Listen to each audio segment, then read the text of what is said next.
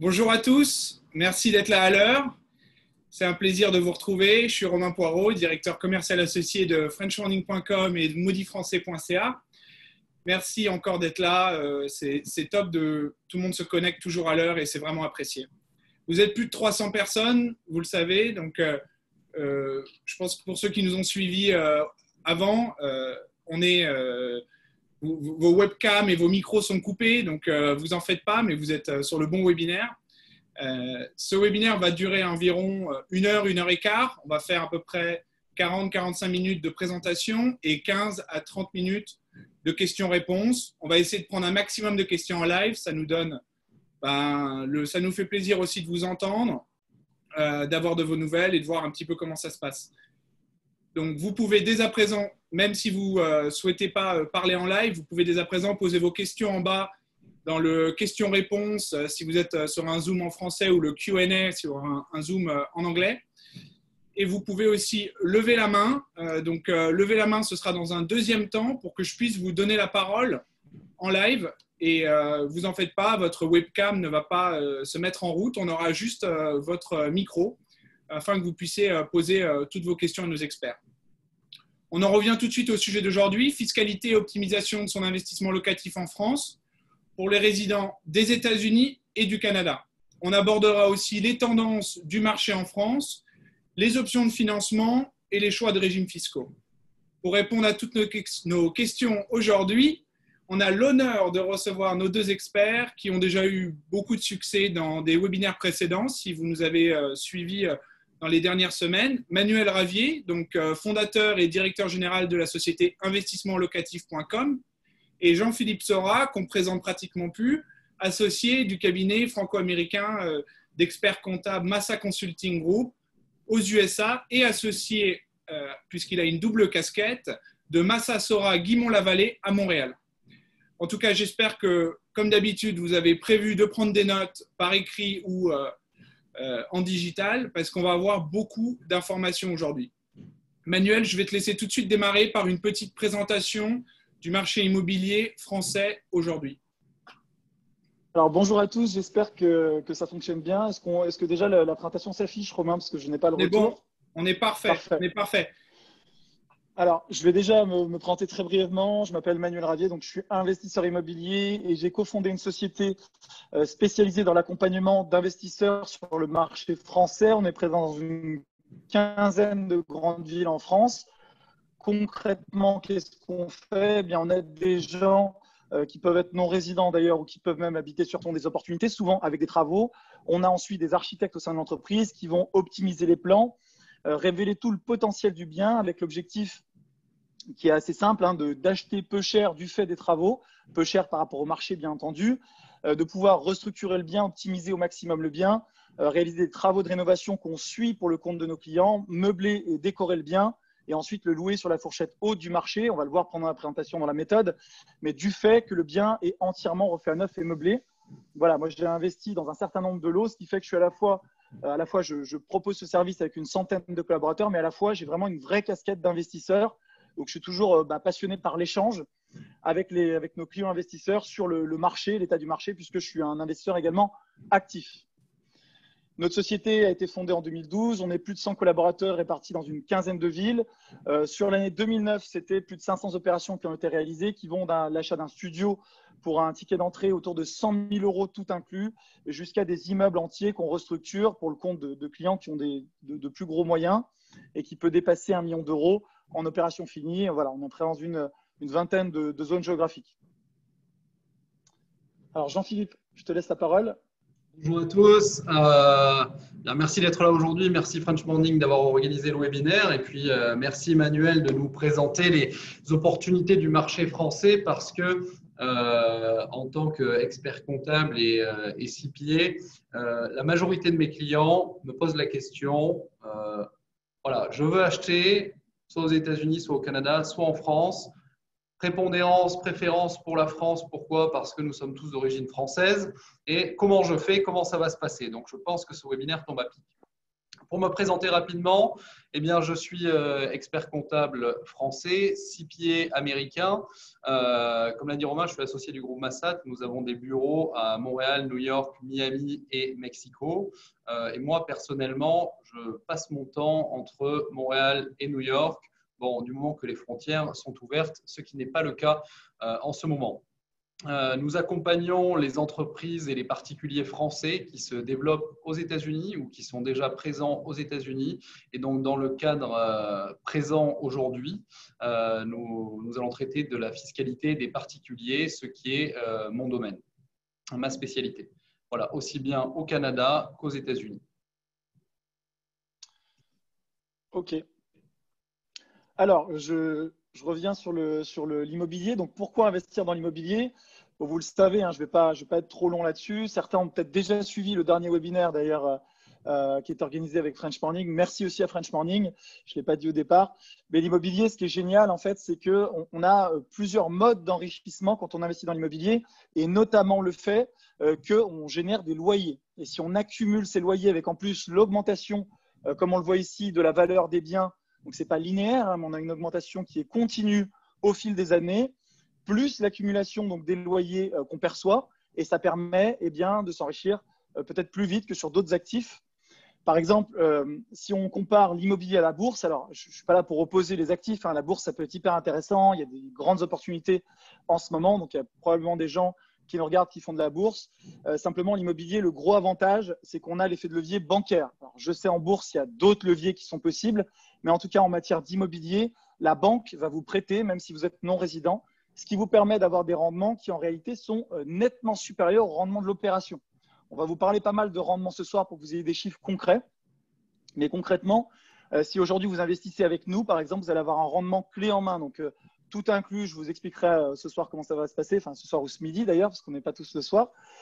Mais voilà, vous avez un rendement de 6% grâce à l'effet de levier bancaire, donc au fait que vous n'avez pas apporté la totalité de la somme. Par exemple, vous avez apporté 30% si vous êtes non résident, eh bien, ça va doper votre rendement.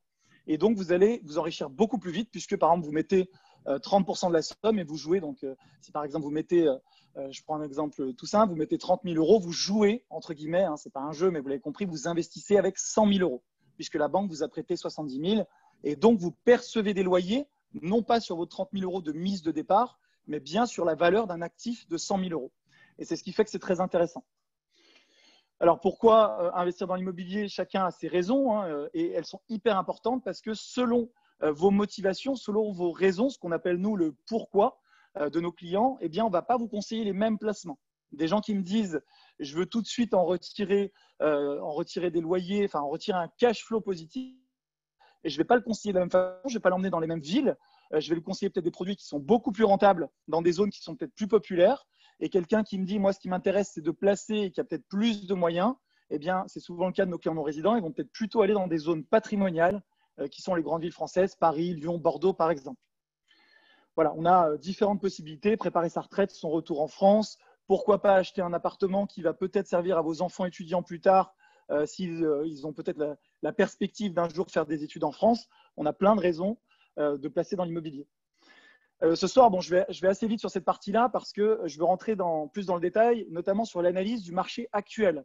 Parce que vous vous posez probablement des questions sur l'impact de la crise qui est encore en cours. Hein, d'ailleurs, hein, on est sorti en partie de la crise sanitaire, mais on n'est pas encore sorti de la crise économique qui devrait même peut-être s'amplifier, là je parle pour la France, cet été, avec des défaillances d'entreprises peut-être plus importantes que ce qui a été le cas au départ, du fait qu'on a eu en France de nombreuses aides, notamment les dispositifs de chômage partiel. Alors, la question qu'on nous a posée, parce qu'on fait beaucoup de vidéos, je ne sais pas si vous nous suivez sur les chaînes YouTube Investissement Locatif, mais on a fait beaucoup de vidéos pendant le confinement et j'ai tout vu, tout entendu, des gens qui me disaient à Paris, le marché dévisse déjà de 15, de 30%, voilà, c'est la catastrophe, etc. Alors, je tiens à le dire, nous, on est sur le terrain. Encore une fois, on a une très grosse équipe qui, toute la journée, ne fait que chercher des biens. Donc, je pense que peu de gens sont autant au contact du marché que ça peut être notre cas, puisque nous, on représente des acheteurs, donc on cherche les meilleures affaires. Donc, s'il y avait du moins 30%, ben, on les servirait à nos clients. Aujourd'hui, ce n'est pas du tout ce qu'on constate. On constate quoi? On constate que sur certains marchés, on est à peu près stable par rapport à l'avant-confinement, donc à l'avant-crise. Je pense à Paris où on est en très légère hausse, mais ce n'est pas notable, on est à peu près stable. Je discutais encore tout à l'heure avec mon équipe lyonnaise. À Lyon, par exemple, on a une hausse des prix par rapport à l'avant-confinement. Donc, voilà, ça, c'est ce qu'on constate. Est-ce que ça va durer? Je n'ai pas de boule de cristal, on va en parler juste après. Est-ce que c'est normal? Alors, encore une fois, je vous parle de faits, parce que certains vont me dire, mais ce n'est pas normal, c'est scandaleux. Bon, je comprends que ça puisse être troublant, en tout cas, mais il peut y avoir des raisons à ça, on va en parler juste après. Mais la tendance, par exemple, à Lille ou à Lyon, c'est une hausse actuellement, et sur d'autres villes, c'est une stabilité. On voit aussi qu'avec cette crise, on a un retour sur le marché de gens qui ont plus de moyens. Paradoxalement, nous, on a des clients qui ont des portefeuilles peut-être plus importants, qui sont très actifs, donc qui nous disent « moi, je suis acheteur ». Et qui ont donc les moyens d'être financés. Donc, voilà, moi, sur les analyses que je voulais partager avec vous, c'est notamment 2 références que vous pourrez retrouver sur Internet et que je vous invite à aller vous faire vos propres idées. Hein, toujours, on parle d'investissement, on parle de sommes d'argent qui sont importantes. Donc, il ne faut pas me croire sur parole. Moi, je vous donne mon analyse perso du marché, de ce que je vois. Si vous voulez vous faire une idée sur les tendances qui vont futures, de ce qui va potentiellement se passer dans les prochains mois, lisez des analyses d'économistes, faites-vous votre propre idée et voilà, c'est important. Standard & Poor's, l'agence de notation, a fait une analyse, une étude sur les différents marchés immobiliers de différents pays. Par exemple, il a noté qu'au Portugal, il y a des baisses qui sont très fortes. Je lisais encore une étude là-dessus tout à l'heure, avec des prix qui peuvent être décotés jusqu'à moins 40% par rapport à l'avant-crise. Ce qui m'a choqué parce que ce n'est pas du tout ce qu'on voit nous en France. Nous, ce qu'on voit sur Standard & Poor's, bon, il y a toute l'étude qui est ici. Hein, la présentation vous sera partagée à la fin. Hein, donc, restez bien jusqu'au bout et vous l'aurez par French Morning. Mais vous verrez le lien de l'étude. Et notamment, la France, voilà, ils anticipent baisse, stabilité, baisse sur le marché global français. Donc, il n'y a pas de distinction petite ville, grande ville, avec une baisse donc stable autour de 1,4%. Avant l'anticipation d'une hausse des prix, donc là c'est Standard & Poor's qui le dit, c'est par Manuel Ravier, une hausse des prix à partir de 2022, je crois. Voilà. Hausse des prix de 2,5 à 6%. Donc ça c'est leur analyse à eux, ça ne les engage qu'eux. Il y a une autre vidéo qui est intéressante, je vous inviterai à aller la voir, de Patrick Artus, qui est l'économiste en chef de Natixis. Cette vidéo, elle m'a interpellé parce que moi je partage cette analyse, enfin je partage cette opinion plutôt. Son opinion à lui, c'est que, vous le savez, la Fed aux États-Unis, la BCE en Europe, entre autres, mais d'autres banques centrales aussi, injectent énormément de liquidités sur les marchés. Donc moi, je ne suis pas économiste, mais ce que disent certains économistes, en tout cas, par exemple, Patrick Artus, c'est qu'en réalité, cet argent, il est injecté actuellement, on voit une stabilité des prix pour l'instant, mais que cet argent, le temps qu'il arrive dans l'économie réelle, gonfler les prix des différents actifs. C'est son analyse. Et lui, il anticipe une forte inflation des prix des actifs. Donc, il parle de l'immobilier en numéro 1, mais également potentiellement des actions en bourse. Donc voilà, moi, je penche plutôt pour ce scénario-là. Je pense que là, on est sur un point d'entrée. C'est ce qu'on vous a écrit. À nouveau, à vous de vous faire vos idées en tant qu'investisseur. Hein. Quand on conseille sur l'investissement, je le redis, je fais des disclaimers parce que c'est très important de dire que personne n'a de boule de cristal. Si quelqu'un vous dit « moi, je sais », méfiez-vous. Chacun peut avoir une opinion en revanche. Aujourd'hui, on constate la stabilité dont je vous parlais, à peu près stable. Et l'analyse de ce monsieur, c'est qu'on va être après sur une inflation des prix d'immobilier du fait que ces liquidités énormes, ces milliards d'euros qui ont été injectés, vont mettre du temps et vont se déverser dans les actifs. Voilà, donc ça c'était pour le petit point du marché, parce que souvent on me dit, mais est-ce qu'il y a des opportunités? Oui, il y en a quand même quelques-unes. Nous, on est là pour représenter nos clients et leur permettre de les saisir. On arrive à faire des beaux projets. Notre but, qu'on soit en période de crise comme actuellement ou en période de hausse comme c'était le cas l'an dernier, c'est toujours de faire à nos clients les meilleures affaires possibles. Pour ça, nos équipes sont sur le terrain tous les jours. On active les réseaux, on se bat, on cherche sur le off-market par le réseau, mais également, donc les réseaux, c'est quoi? C'est le notaire, c'est les agences, etc., qui nous appellent en priorité sur les deals pour qu'on puisse servir nos clients, et également, bien sûr, sur le marché. Je ne sais pas comment ça se passe sur le marché US, si vous avez du feedback là-dessus en quelques mots, Romain ou Jean-Philippe, ou pas du tout, d'ailleurs.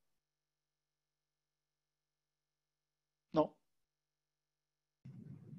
Excusez-moi, j'étais en mute.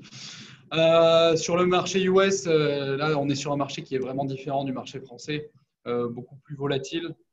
Donc, sur ce point-là, je préfère ne vraiment pas m'avancer. On a des villes pour lesquelles on peut avoir nous avons des tendances à la baisse, c'est certain. Mais qu'est-ce que ça va devenir? Je ne sais pas. Ok. Bon, ça sera intéressant, mais je pense qu'avec French Morning, je n'ai pas de doute que vous ayez des experts des différents marchés. notamment du marché. J'ai vu que vous aviez des partenaires sur New York qui puissent donner leur avis là-dessus. On a En fait tout pas cas, mal pour la de France, webinaires à ce sujet-là, donc que ce soit à New York, à Montréal, à Miami il y a quelques jours. Donc, mais bon, enfin, chaque ville est très différente les unes des autres, donc on pourrait en parler pendant longtemps. Donc, mais je pense que ouais, aujourd'hui, on va se focuser plutôt sur Paris et sur la France, parce qu'on a plein de choses à dire et on a déjà des bien questions sûr. qui Alors, arrivent. je continue alors. Donc, du coup, on va parler maintenant que je vous ai fait un petit point sur le marché pour vous dire que globalement, à ce stade, retenez que c'est à peu près les prix d'avant la crise, tout simplement. Avec une légère hausse dans certaines villes. Est-ce que ça va se poursuivre comme ça? Encore une fois, je n'ai pas de boule de cristal, mais pour l'instant, ça semble se dessiner comme ça. Alors, les notaires l'ont constaté. Eux, ils ont un petit peu de retard sur nous parce que nous, quand on trouve des biens pour nos clients, le temps que ça arrive chez le notaire, le temps de signer un compromis en France, ça va dépendre des délais si tous les documents sont prêts, mais ça peut être un mois et demi.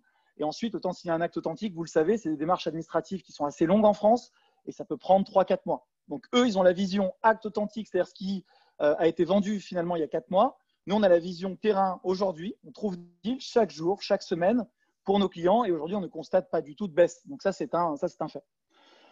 Alors, je vais revenir sur la présentation. On va vous parler un petit peu du financement. Donc, globalement, parce que vous qui me regardez, je sais que certains, et j'en parlais tout à l'heure, on a un de nos clients qui travaille chez Facebook, qui vient de faire un achat et qui a acheté cash. Moi, ce que je vais, qui d'ailleurs est dans la Silicon Valley, mais ce que je conseille, c'est toujours d'essayer de faire du crédit. Alors, quand on est US personne, ça peut être compliqué parce que on se dit qu'emprunter en France avec le FATCA, ça peut être complexe. Je vous rassure là-dessus.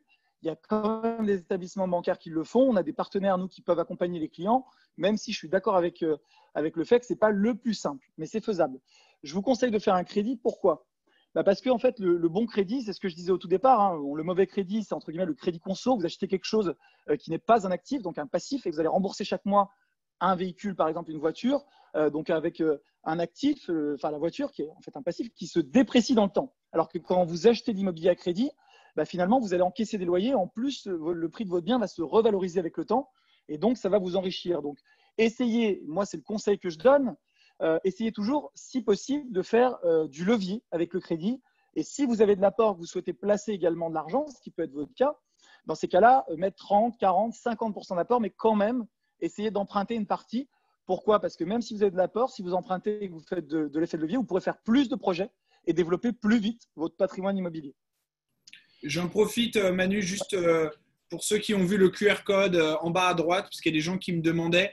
Il suffit juste de passer avec votre appareil photo sur le QR code. Il va y en avoir aussi à la fin de la présentation. Voilà, donc vous ouvrez votre appareil photo sur iPhone ou sur Samsung ou Android et en passant sur le QR, vous allez voir une fenêtre, un lien URL qui va vous envoyer vers l'information que Manuel essaie de vous partager. Voilà. Oui, parce que juste ce QR code-là, on a une chaîne YouTube avec 400 vidéos, je crois, de conseils. Donc, on essaie de faire des vidéos thématiques. Sur chaque vidéo, on essaie d'être assez court. Ça dure une dizaine de minutes et ça répond à beaucoup de problématiques que les investisseurs peuvent se poser. On a 40 000 abonnés à peu près. Et c'est assez apprécié parce qu'on essaie de donner du contenu qualitatif. Donc, n'hésitez pas à acheter un coup d'œil. Ça peut parfois répondre à vos questions. Alors, les banques qui prêtent aux résidents, aux non-résidents, donc il y a toujours des contre-exemples. On essaie de rester dans les grandes tendances de ce que nous, on constate sur le marché. Voilà, il y a différentes banques qui vont prêter. Notamment, j'ai des clients qui se sont financés au Crédit Mutuel, à la SOG, à la Caisse d'épargne. Ça va dépendre des moments. Donc, c'est important de potentiellement demander à des courtiers qui ont l'habitude de travailler avec des non-résidents parce qu'effectivement, c'est plus compliqué quand même, soyons honnêtes, de monter un dossier non-résident que de monter un dossier résident.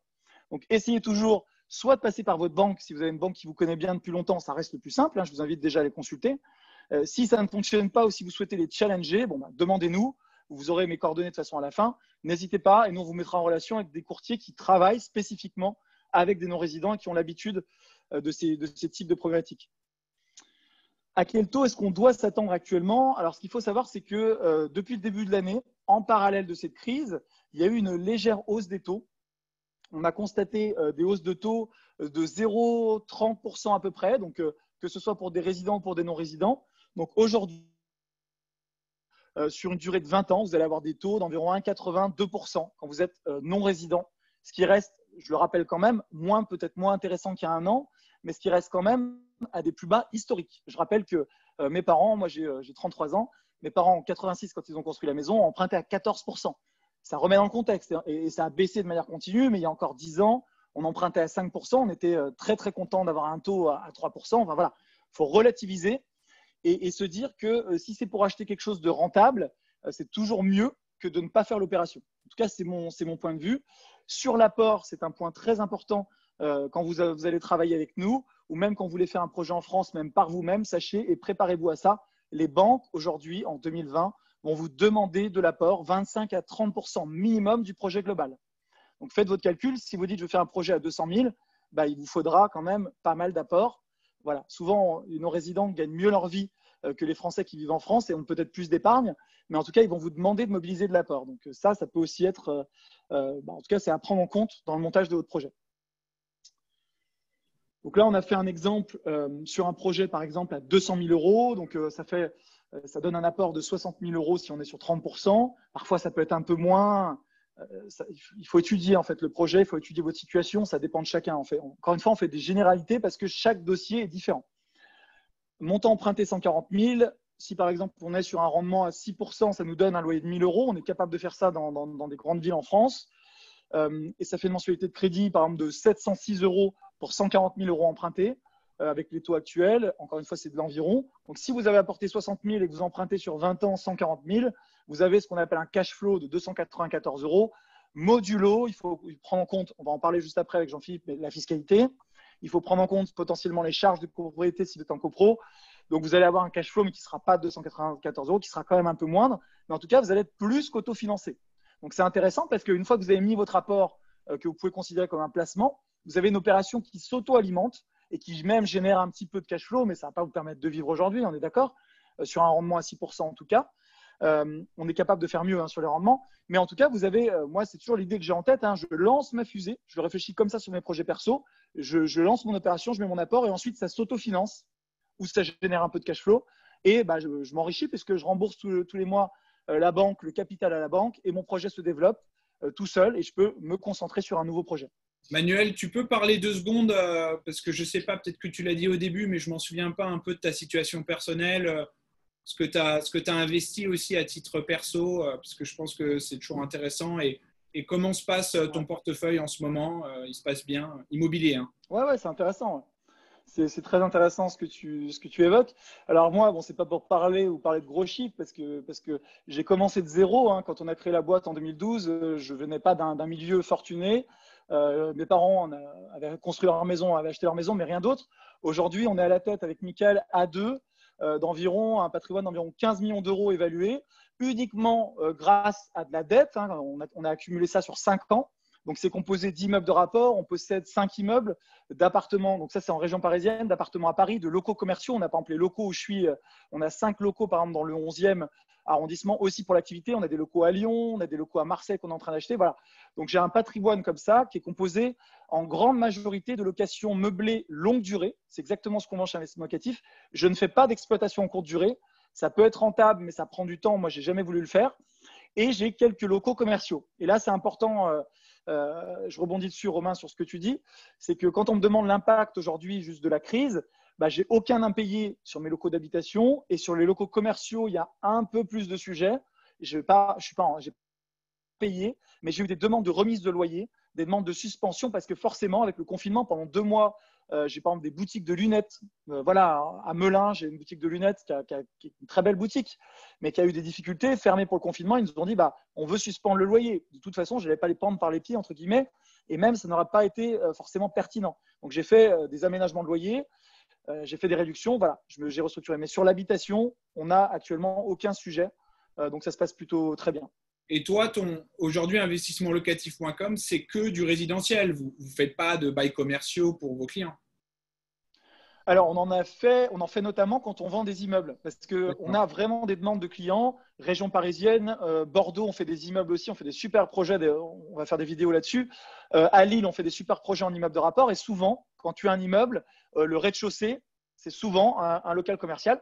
Ça se passe très bien. Actuellement, c'est peut-être plus compliqué parce que la conjoncture l'est.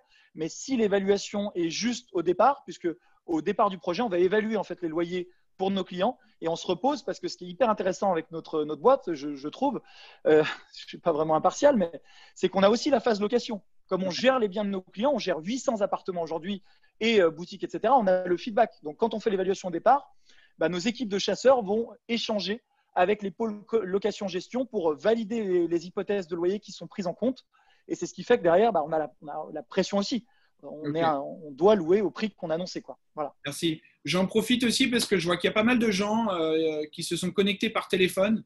J'espère que vous nous suivez aussi sur Zoom ou sur Facebook en même temps afin de voir les slides qui sont intéressants à avoir dans notre discussion. Voilà. Je vous laisse continuer sur la fiscalité. Oui, alors je réponds juste à une petite question. 1 000 € de loyer me semble ambitieux pour un achat de 100 000 €. Non, ça fait un rendement de 6%. Ça dépend où. À Paris intramuros aujourd'hui, on est en dessous de 6%, mais on n'en est pas non plus très très loin.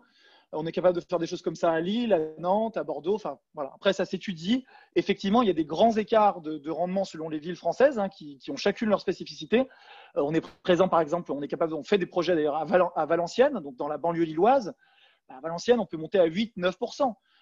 Dans la région du 77, donc dans la région parisienne, mais plus loin de Paris, je ne parle pas de la petite couronne, on peut monter à 8-9% sur des projets. Après, dans Paris intramuros, c'est autre chose. Donc voilà, il faut vraiment se tabler sur des rendements en fonction de vos objectifs et c'est ce qui va guider les zones géographiques où vous allez investir. C'est vraiment ça le maître mot.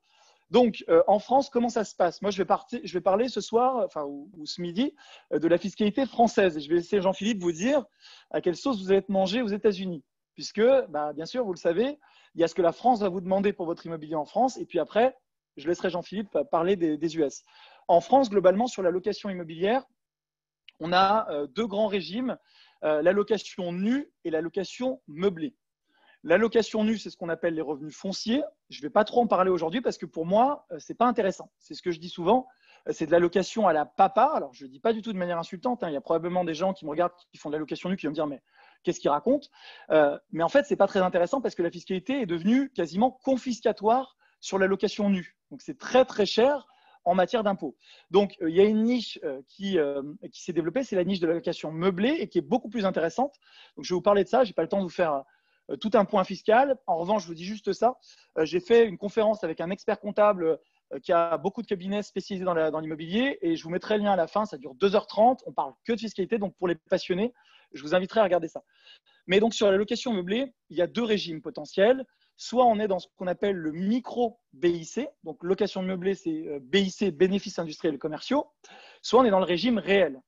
Moi, je vais toujours vous conseiller dans l'accompagnement de nos clients d'être dans ce régime-là, en fait, cette case-là. Pourquoi? Parce qu'en fait, vous allez pouvoir passer énormément de choses en charge. Donc, vous allez toucher vos 1 000 € de loyer x 12 mois, donc 12 000 € par exemple, dans l'exemple de tout à l'heure. Et vous allez déduire un certain nombre de choses. Vous allez amortir un certain nombre de choses, ce qui fait qu'à la fin, vous allez être imposé à un certain taux, on va en parler juste après, mais sur une assiette de 0 €. Donc, je recommence. J'ai donc 12 000 € perçus, par exemple, si je loue 1 000 € par mois. Donc, 12 000 € et je vais déduire des choses.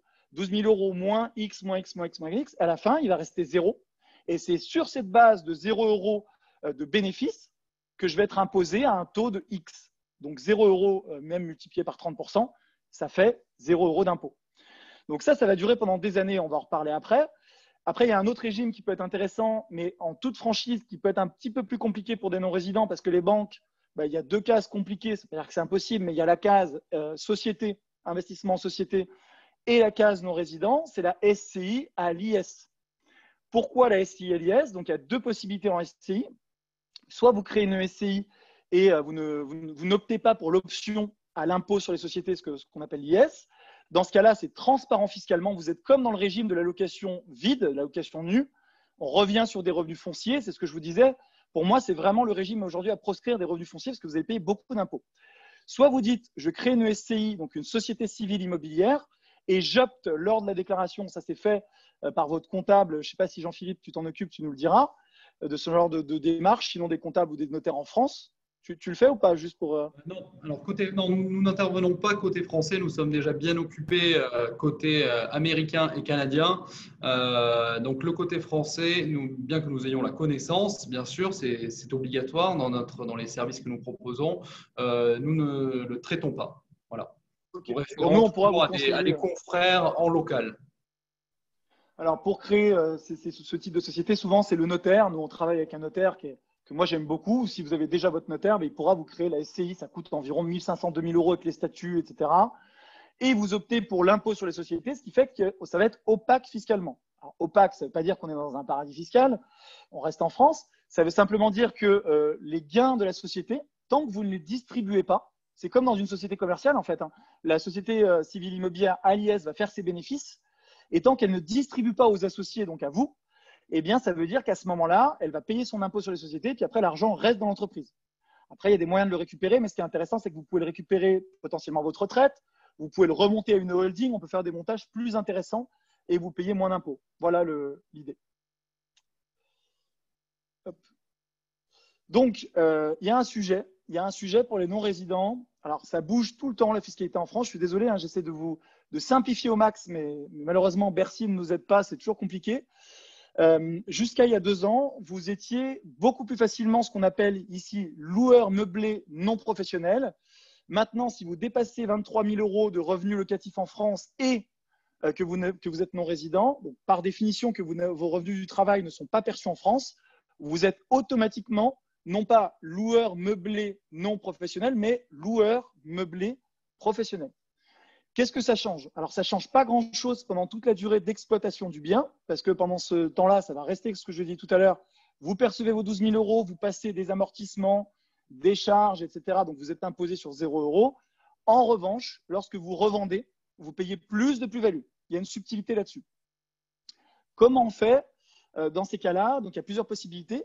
Pour ceux qui se disent, peut-être que je vais revenir en France à un moment, je vous invite à revendre quand vous êtes revenu en France, puisque pour la plus-value, on va en reparler, mais pour la plus-value, le calcul de la plus-value et le statut loueur meublé non professionnel, loueur meublé professionnel, donc LMNP, LMP. Vous me dites dans les commentaires si je vous endors ou si voilà. J'essaie de faire au mieux.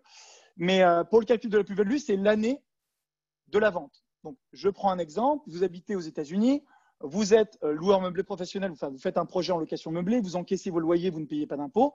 Vous revenez en France au bout de 3 ans, 4 ans, 10 ans. À ce moment-là, vous avez à nouveau des revenus en France, puisque vous travaillez en France. Vos revenus, et c'est le critère, deviennent supérieurs à vos loyers. Donc, vos revenus de travail deviennent supérieurs à vos loyers. À ce moment-là, automatiquement, vous redevenez loueur meublé non professionnel. Et là, vous pouvez décider de revendre en bénéficiant, et c'est tout l'avantage, de la plus-value des particuliers. On pourra en reparler, mais c'est un régime qui est en tout cas beaucoup plus favorable. Vous payez moins d'impôts sur la plus-value. Le sujet de la CSG, qui est un vaste sujet, je crois que tu auras des choses à dire, Jean-Philippe, sur la partie US. Mais comment ça se passe? La CSG, ça a changé 3 fois en 5 ans. Donc, je suis désolé encore une fois que ce ne soit pas simple. Au départ, les non-résidents US ou tous les non-résidents payaient la CSG. L'État s'était fait attaquer en disant il n'y a pas de bénéfice, etc. Ça avait sauté. Ça a été rétabli, mais uniquement pour ceux qui ne sont pas dans l'espace économique européen plus la Suisse. Donc, vous êtes concernés. Ça veut dire quoi? Ça veut dire que tout simplement, vous allez supporter la CSG qui est aujourd'hui de 17,2% plus un taux minimal d'impôt sur votre impôt sur le revenu, modulo, et c'est là que c'est intéressant, ce taux de CSG CRDS et plus ce taux d'impôt qui va vous faire payer environ 37% d'impôt. Donc là, vous allez me dire, mais c'est beaucoup. 37% d'impôt de 0 euros, c'est ce que je disais avant en fait. C'est 37% d'impôt si vous êtes en location meublée du bénéfice imposable. Donc encore une fois, je reprends 12 000 euros. Désolé, un petit schéma aurait peut-être été plus simple, mais 12 000 euros perçus, vous mettez des amortissements, du déficit, etc. etc. Il reste un montant de 0 euros pendant une dizaine d'années, par exemple. Et sur ces 0 euros-là, vous allez payer le taux minimal d'impôt plus la CSG. Donc voilà, donc vous ne payez pas d'impôt pendant X années. Petit à petit, ça va augmenter, on pourra en reparler. Et je vous inviterai à consulter, parce que je ne peux pas faire ce soir parler que de ça, mais je vous inviterai à consulter la vidéo que je vous joindrai à la fin. L'IFI, en quelques mots aussi. L'autre fois, j'ai eu des questions sur l'IFI. Sur le patrimoine situé en France uniquement, calcul au 1er janvier de l'année sur le patrimoine net. Le patrimoine net, c'est quoi? Pour faire simple, c'est le patrimoine, donc la valeur de votre immobilier au 1er janvier de l'année, diminuée de tous vos crédits en cours. Il y a des petites exceptions, mais gardez ça en tête. Au-delà de 5 millions d'euros de patrimoine, vous ne déduisez plus la totalité, etc. Bon, voilà, mais gardez ça en tête. Vous avez un bien qui vaut 2 millions, vous avez un crédit d'1 million, vous n'êtes pas assujetti à l'IFI puisque vous avez 1 million d'euros finalement de patrimoine net. Voilà, pour simplifier. Je vais te passer la parole, Jean-Philippe. Ton micro. Jean-Philippe, Oui. est-ce que tu veux parler maintenant? Parce que vu qu'on vient de faire la CSG CRDS, tu vas en parler tout de suite ou tu en parles après? Non, je vais en parler tout de suite. En fait, je vais en parler lorsque nous allons parler des conventions fiscales pour éviter, voire en fait plutôt minimiser la double imposition. Ok, parfait. Oui, merci Manuel pour cette explication de la fiscalité des non-résidents, parce que c'est un vrai sujet. Parce qu'il faut savoir que lorsque vous habitez en France, aux États-Unis ou au Canada et que vous avez des biens immobiliers en France, dans la majorité des pays de l'OCDE, lorsqu'un bien est situé dans un pays, ce pays-là a la priorité d'imposition. Donc, il faut garder en tête que la France aura toujours la priorité d'imposition sur vos revenus fonciers de source française. Donc, vous allez payer vos impôts en France si jamais il y en a. Et puis après, dans votre pays de résidence, que sera le Canada ou les États-Unis, vous devrez aussi déclarer ces revenus. Parce que ce sont deux pays qui imposent sur les revenus mondiaux. Donc, si vous habitez soit aux États-Unis, soit au Canada, il faut y déclarer vos revenus de source américaine ou canadienne et aussi vos revenus français ou vos revenus qui proviennent d'ailleurs. Et ça ne veut pas toujours dire double imposition parce que fort heureusement, il y a des conventions fiscales qui permettent de les éviter. Donc, Manuel l'a dit, nous avons deux types de détention de biens. Soit vous le détenez en direct, soit vous le détenez via une société. Lorsqu'on détient un bien en direct, il va y avoir deux événements taxables principalement. Donc, la perception des loyers de manière annuelle, et à ce moment-là, vous déclarez tous les ans au Canada ou aux États-Unis vos revenus fonciers, en plus de la France. Et puis, un événement qui n'arrivera qu'une fois pendant la détention de votre bien, ce sera la cession. Là, vous réaliserez soit une moins-value, soit une plus-value. On espère bien sûr une plus-value. Donc, pendant la location, ce qui nous intéresse peut-être le plus, parce que c'est le récurrent, c'est ce qui va vous arriver tous les ans, vous pouvez, autant au Canada qu'aux États-Unis, oublier totalement les options fiscales que vous avez prises en France. D'accord ? En France, vous n'allez pas payer d'impôts pour tout ce qui a été mis en place. Ce sera très certainement aussi le cas aux États-Unis et au Canada, mais pour d'autres raisons. On doit déclarer, lorsqu'on détient un bien en direct, on doit déclarer selon les modalités déclaratives et d'imposition locales. Bon, vous allez voir, ça s'apparente beaucoup à ce qui se fait en France, parce que c'est assez simple et assez logique. Vous déclarez les loyers encaissés, moins toutes les charges afférentes, donc ça va être frais de copropriété, intérêts d'emprunt, taxes foncières, frais de gestion si le bien est confié à une agence. Et en plus, vous allez pouvoir, et là il n'y a pas d'option spécifique à prendre, vous allez pouvoir amortir le bien, autant aux USA qu'au Canada. Cet amortissement, côté américain, apporte un avantage. Pourquoi? Et peut-être un peu moins, ce sera quelque chose à considérer d'une manière différente côté canadien, mais on va y venir un peu plus tard. Là, pour l'instant, concentrons-nous sur les États-Unis. Ce bien est acheté à l'étranger. Côté américain, vous allez pouvoir l'amortir sur 30 ans. D'accord? Donc, en gros, si on prend un prix d'achat, des frais d'achat de 300 000 $ convertis au taux de date d'achat, vous pourrez déduire 10 000 $ par an de vos revenus fonciers. Ce qui, la majorité du temps, vous fera passer en perte fiscale. Si ça n'est pas le cas, eh bien, tant mieux pour vous, parce que vous savez que vous avez fait une super affaire. Vous aurez acheté un bien à un prix très bas et vous le louerez très bien. Donc, tant mieux. Si vous êtes en perte fiscale, cette perte, elle n'est pas perdue. Il va y avoir des seuils de déduction. Si vous êtes actif dans la location, ça c'est une condition qui est extrêmement importante. Vous êtes actif dans la location, c'est-à-dire que vous gérez le bien. Il n'est pas confié, il n'est pas mis en gestion. Vous gagnez moins de 100 000 $ par an, donc hors revenus fonciers, moins de 100 000 $ par an. À ce moment-là, vous pourrez déduire jusqu'à 25 000 $ de perte de vos revenus.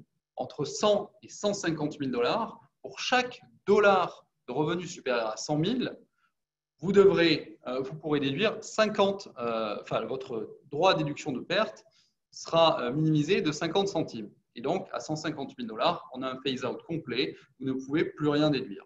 Donc, si pour une raison X ou Y, soit due au revenu, soit due au fait que vous gagnez trop, même si vous êtes actif dans l'allocation, vous avez une perte, cette perte va être cumulée d'année en année et elle viendra diminuer le montant de la plus-value au moment de la cession du bien.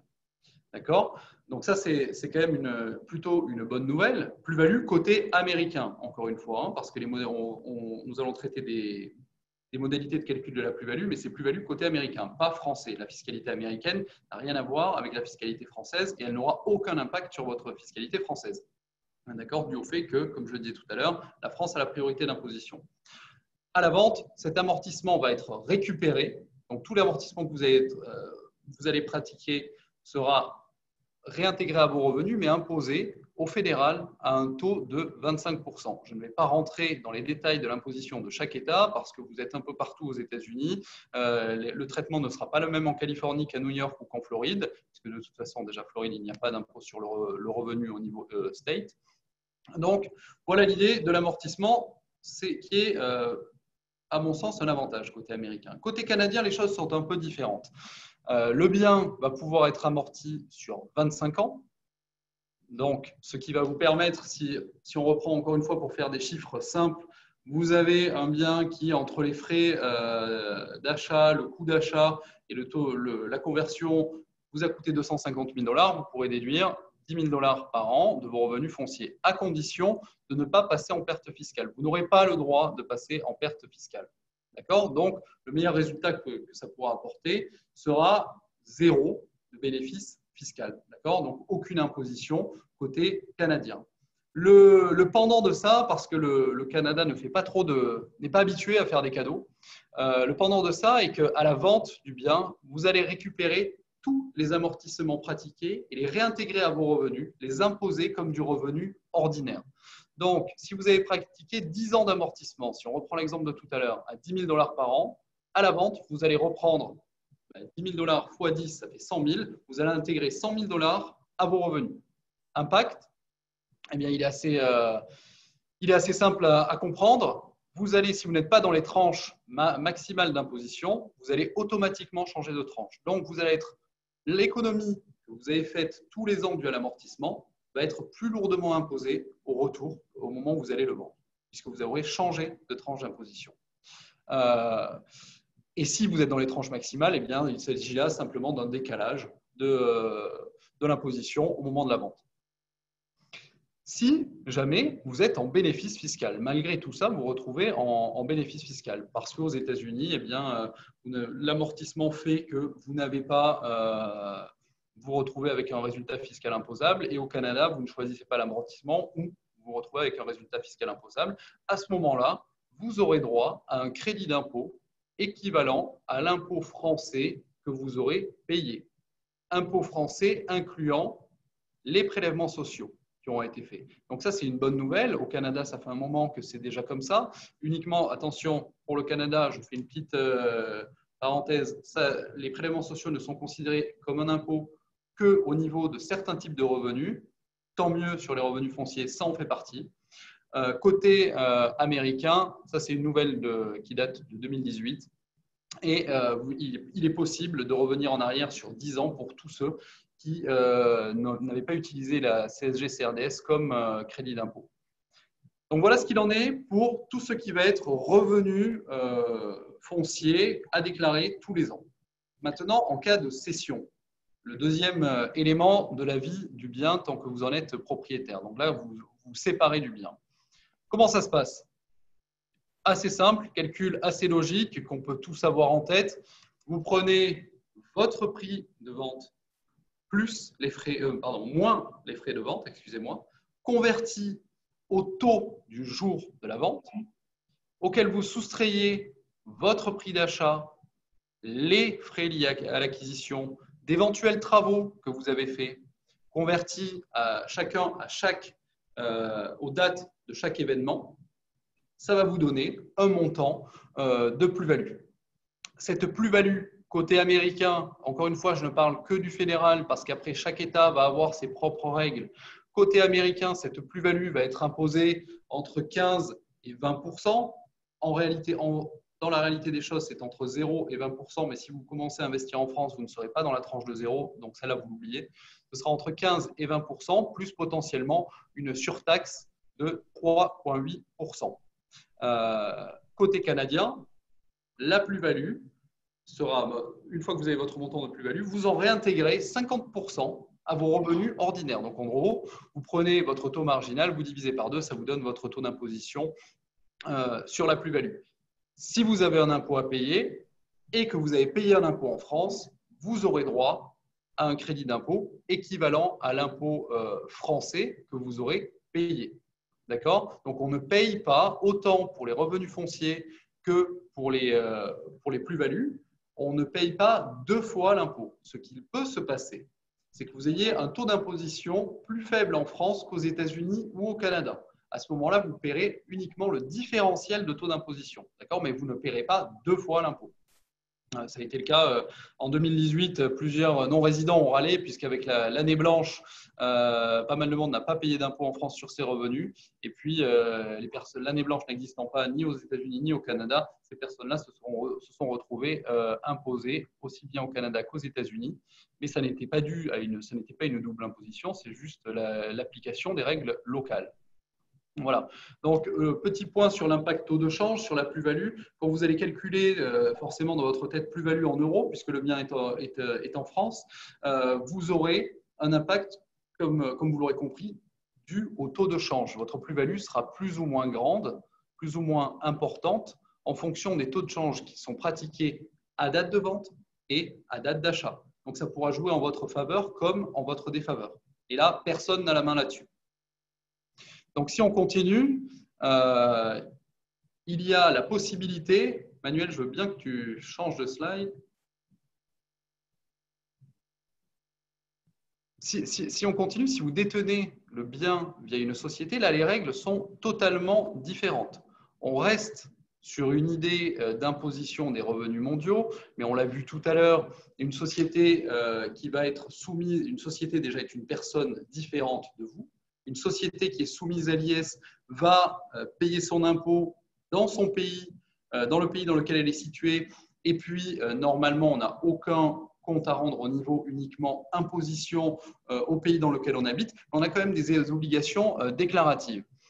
Donc, si vous avez une SCI soumise à l'IS, ou d'ailleurs SARL, EURL, SAS, tout ce que vous voulez, qui est une société qui est soumise à l'IS, vous aurez des obligations distinctes entre le Canada et les États-Unis. Donc, je vais faire là, cette fois-ci, vraiment pays par pays. Côté canadien, si vous détenez à minima 10% de la société, à ce moment-là, vous devrez retranscrire ces états financiers sur votre déclaration personnelle via un formulaire qui s'appelle le T1134. Ces 10% sont à prendre en compte, non seulement pas sur vos parts, mais aussi en fonction des parts que détiennent les membres de votre famille, ce qui s'appelle ici la notion de personnes liées, donc vos parents, vos enfants et vos frères et sœurs. Si en cumulant vos parts plus celles de vos parents, de vos enfants, de vos frères et sœurs, vous dépassez 10%, vous êtes soumis à l'obligation déclarative de retranscription des états financiers sur votre déclaration de revenus. Ça, c'est un point qui est vraiment très important. Si vous avez moins de 10%, la valorisation de ces parts, et que vous dépassez certains seuils, on y viendra un peu plus tard, la valorisation de ces parts devra être aussi retranscrite sur un autre formulaire. Côté américain, on a la même obligation, toujours ce seuil de 10%, puis après on a d'autres notions de contrôle qui peuvent entrer en jeu, mais gardez en tête, seuil de 10%, ça doit déclencher chez vous quelque chose. Si votre CPI actuel n'y pense pas ou si vous faites vos déclarations tout seul, vraiment pensez seuil de 10%. Si vous avez 10% ou plus d'une société, vous retranscrivez ces états financiers. Là, on prend aussi en compte les membres de la famille via la notion de constructive ownership, mais ce ne seront uniquement que vos parents et vos enfants. On oublie les frères et sœurs. Donc, si vous additionnez vos parts, celles de vos parents, celles de vos enfants, vous dépassez 10%, il faut absolument que ça allume quelque chose chez vous parce que vous risquez des pénalités de 10 000 $ si vous ne remplissez pas ce formulaire. C'est vraiment très, très, très important. Et là, étant donné que l'IRS, le gouvernement, a besoin d'argent, il prévoit d'augmenter les pénalités. Donc, faites vraiment attention. Et en dessous de ce seuil de détention de 10%, il y a d'autres obligations. Nous y viendrons tout à l'heure. Il est à noter tout de même que j'ai dit que tout à l'heure, une société qui va être soumise à l'IS en France, normalement, tant que vous ne percevez pas de revenus à titre personnel, il semblerait logique que vous n'ayez aucun impact fiscal côté canadien ou américain, hormis les obligations déclaratives qu'on a citées. Mais il se peut que dans certains cas, l'IRS ou l'ARC, qui est l'Agence du revenu du Canada, considère que le résultat comptable de la société est imposable entre vos mains. D'accord? Donc là, je ne vais pas m'étendre sur le sujet, ça pourrait faire l'objet d'un webinaire au complet. Chacun a une situation qui est totalement différente. Donc il faut encore une fois porter bien attention à ce choix-là. Si maintenant vous avez une société qui va être soumise à l'impôt sur le revenu, Manuel l'a dit tout à l'heure, c'est une société qui va, enfin une SCI soumise à l'IR. Manuel l'a dit tout à l'heure, c'est une société qui va être transparente fiscalement, donc vous allez payer vos impôts en France, vos impôts en tant que non-résident sur la part de revenus que vous percevez de la société, si jamais vous avez des impôts à payer, bien sûr. Côté américain et canadien, vous allez devoir, là aussi, déclarer votre part de revenus issus de cette société.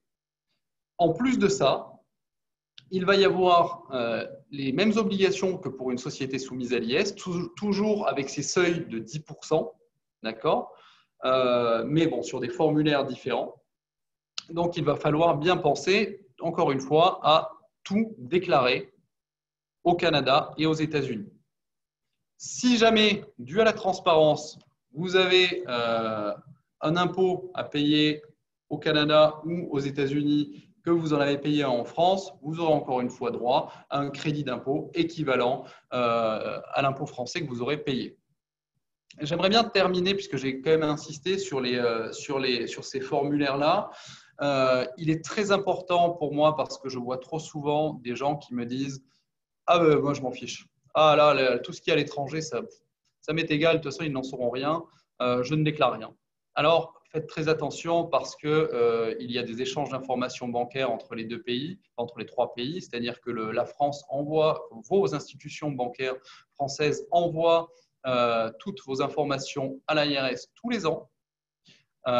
Et elles font la même chose depuis 2018 avec l'ARC, qui est l'Agence du revenu du Canada. Donc maintenant, chaque fisc fédéraux sait ce que vous avez en France, via vos banques notamment.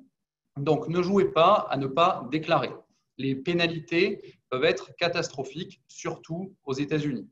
Je l'ai dit tout à l'heure, le 5471, qui est le formulaire pour les sociétés soumises à l'IS, pénalité 10 000 $.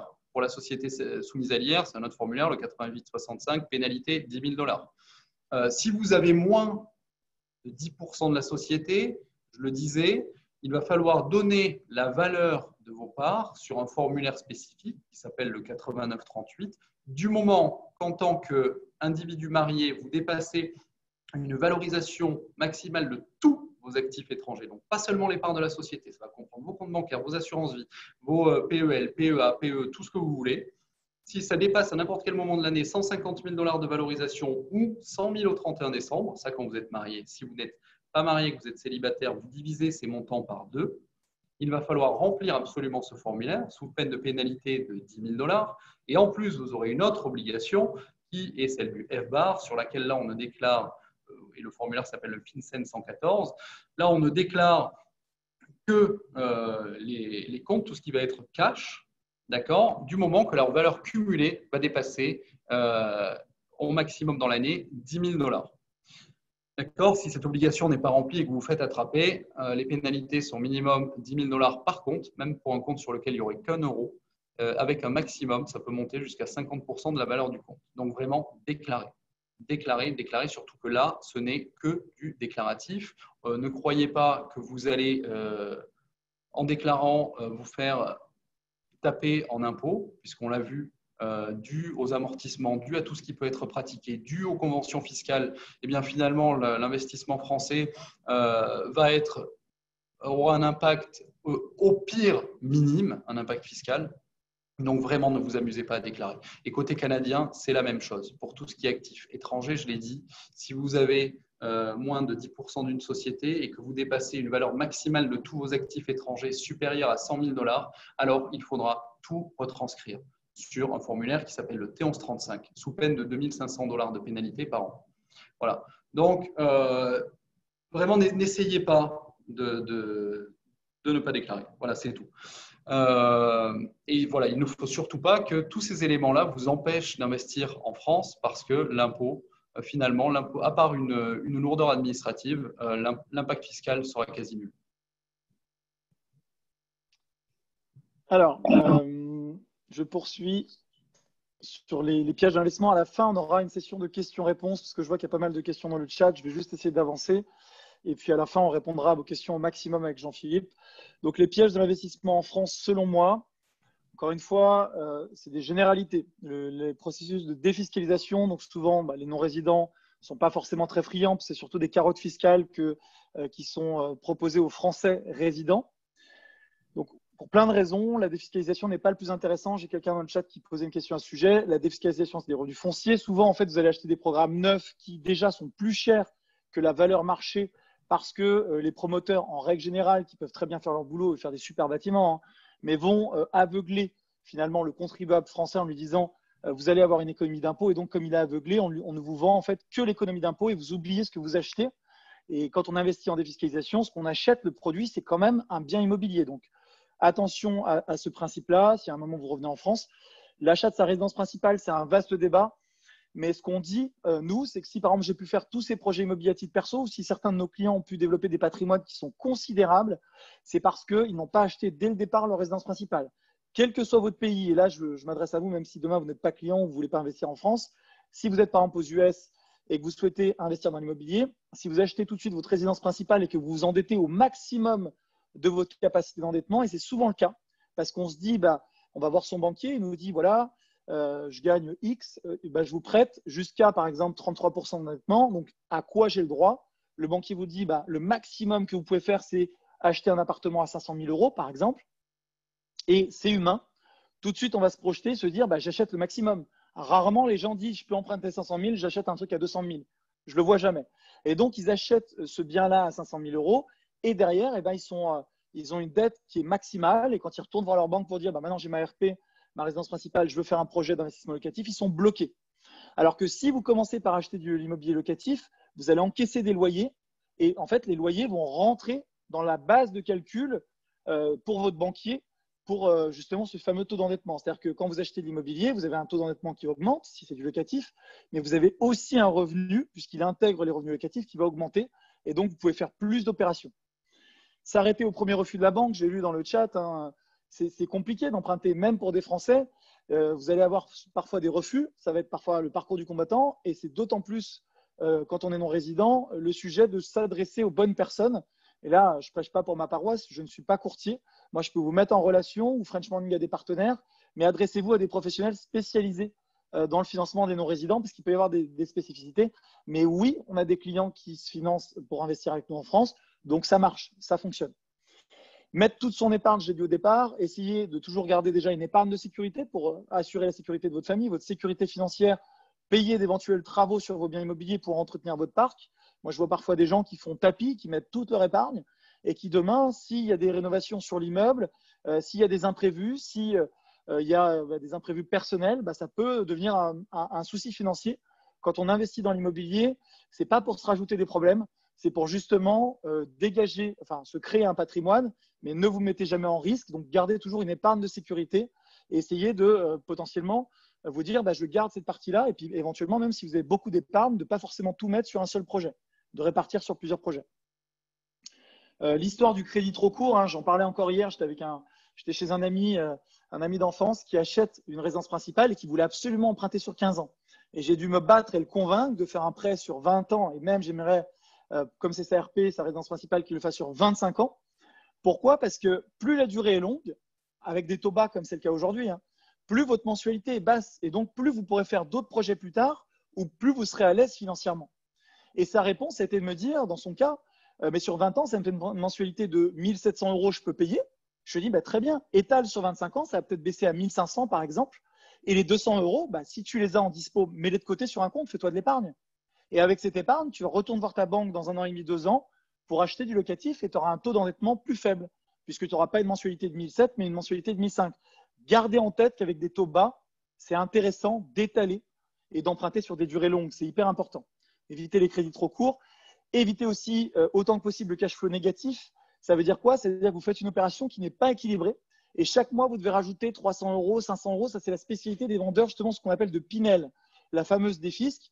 Ils vous disent, ils vous vendent toute une sauce commerciale. Hein, je ne veux pas rentrer plus dans le détail. Mais en gros, vous devez compléter chaque mois de 500 euros, 700 euros selon le montant d'investissement. Moi, je trouve que ce n'est pas bon. Pourquoi? Si l'investissement est dans une zone, par exemple, comme Paris ou Lyon, où vous ne pourrez pas équilibrer sur 20 ans, mettez de l'apport. Et après, vous avez un investissement autofinancé. Parce que si demain, vous changez de boulot, si demain, vous dites, bah, en fait, je vais lever le pied parce que j'ai envie de passer plus de temps avec ma famille, ma femme va peut-être être à mi-temps, je vais être à mi-temps. Bon, et ben, vous allez avoir plus de pression financière si vous devez rajouter 500 euros chaque mois. Donc, moi, c'est vraiment pas comme ça que nous, on visualise l'investissement immobilier. Si l'opération est patrimoniale, que le rendement est plus faible parce que vous avez choisi d'investir à Paris ou dans un bien patrimonial, encore une fois à Lyon, Bordeaux, ben dans ces cas-là, niveler avec de l'apport et avec la durée du crédit pour être au moins autofinancé. Bon, rapidement, je vais prêcher pour ma paroisse. Pourquoi on délègue? Souvent, les Français de l'étranger, notamment aux États-Unis, vous avez plus la culture de la délégation que c'est le cas en France. En France, et je me mets dedans, on a souvent l'idée de se dire, ma voiture tombe en panne, je vais quand même pas payer un garagiste 300 euros. Donc, je mets les mains dans le moteur tout le week-end. Je vois pas ma femme, je vois pas mes gosses sur le week-end alors que je travaille beaucoup la semaine. Et à la fin, j'ai un truc bidouillé. Alors qu'en fait, si j'étais allé voir le garagiste, il aurait fait en 2 heures. Oui, j'aurais payé, mais j'aurais eu plus de temps, soit pour investir dans mon travail où j'ai la plus forte valeur ajoutée, soit pour passer du bon temps avec mes proches. L'immobilier, c'est un peu pareil.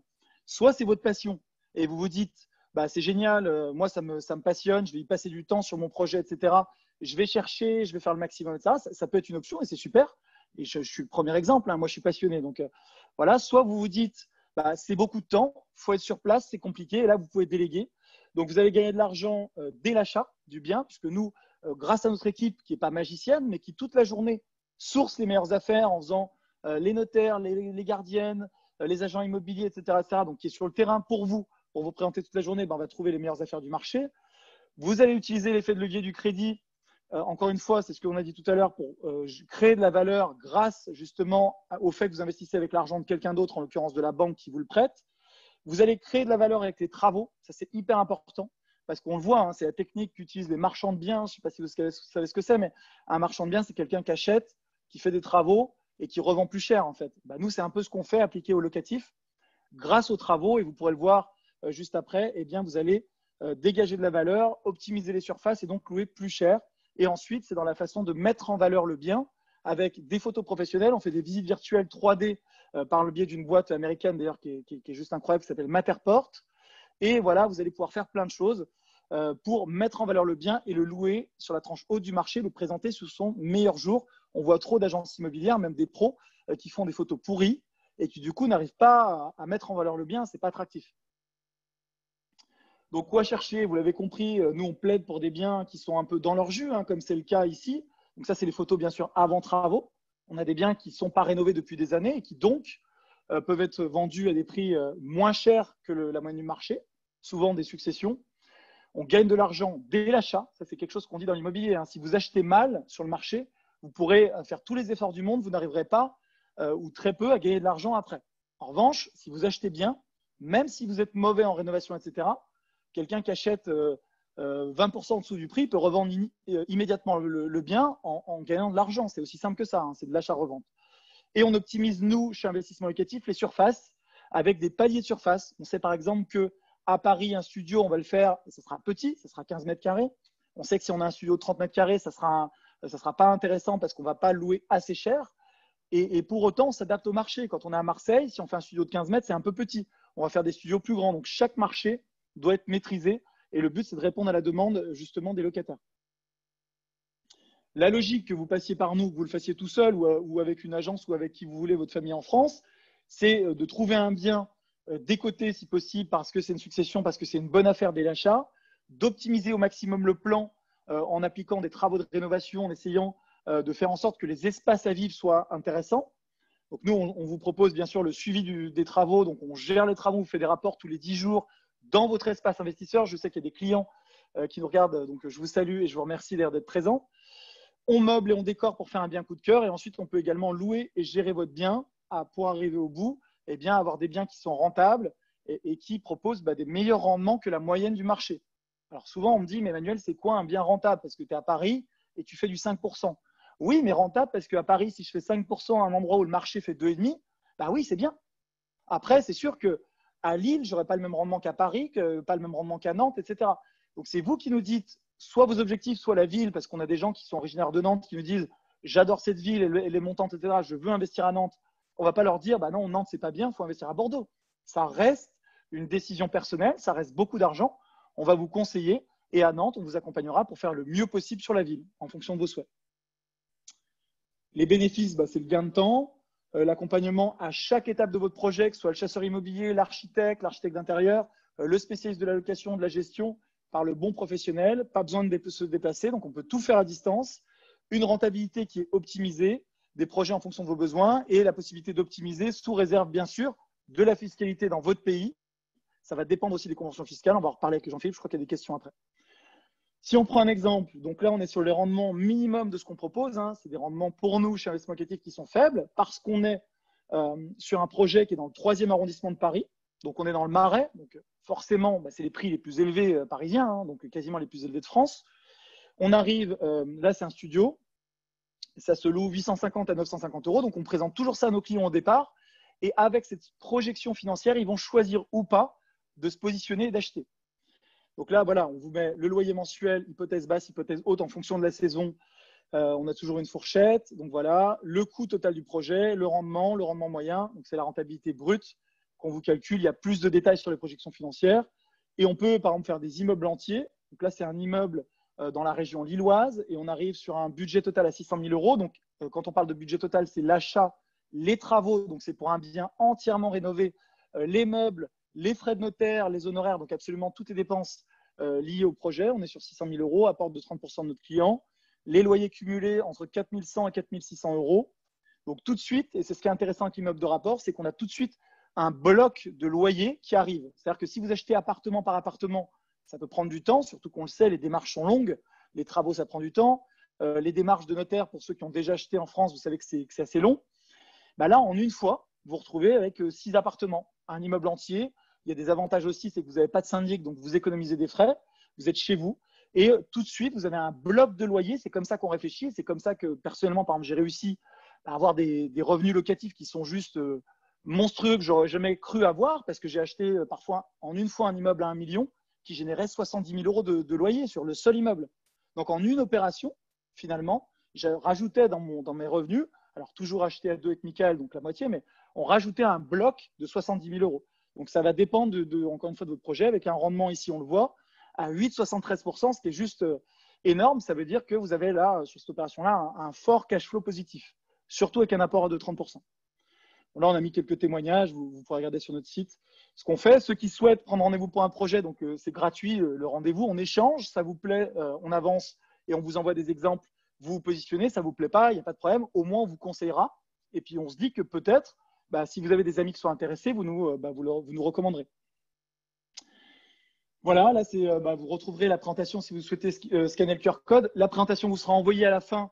Vous aurez aussi la vidéo avec l'expert comptable dont je vous ai parlé, où on parle de fiscalité française pendant 2h20 sur les régimes. Ce n'est pas spécifique aux US, parce qu'il n'y a peut-être pas que des US personnes qui nous regardent ce soir, que des non-résidents US. Et là, peut-être qu'on va passer aux questions-réponses et que justement, Jean-Philippe va pouvoir répondre. Je crois qu'il y a beaucoup de questions, Jean-Philippe, sur ta partie, sur comment ça se passe quand on est justement LMNP ou LMP en France, donc on ne paye pas d'impôt en France sur des revenus en location meublée. À quelle sauce on est mangé, entre guillemets, par le fisc américain ou au Canada? Ça. Merci.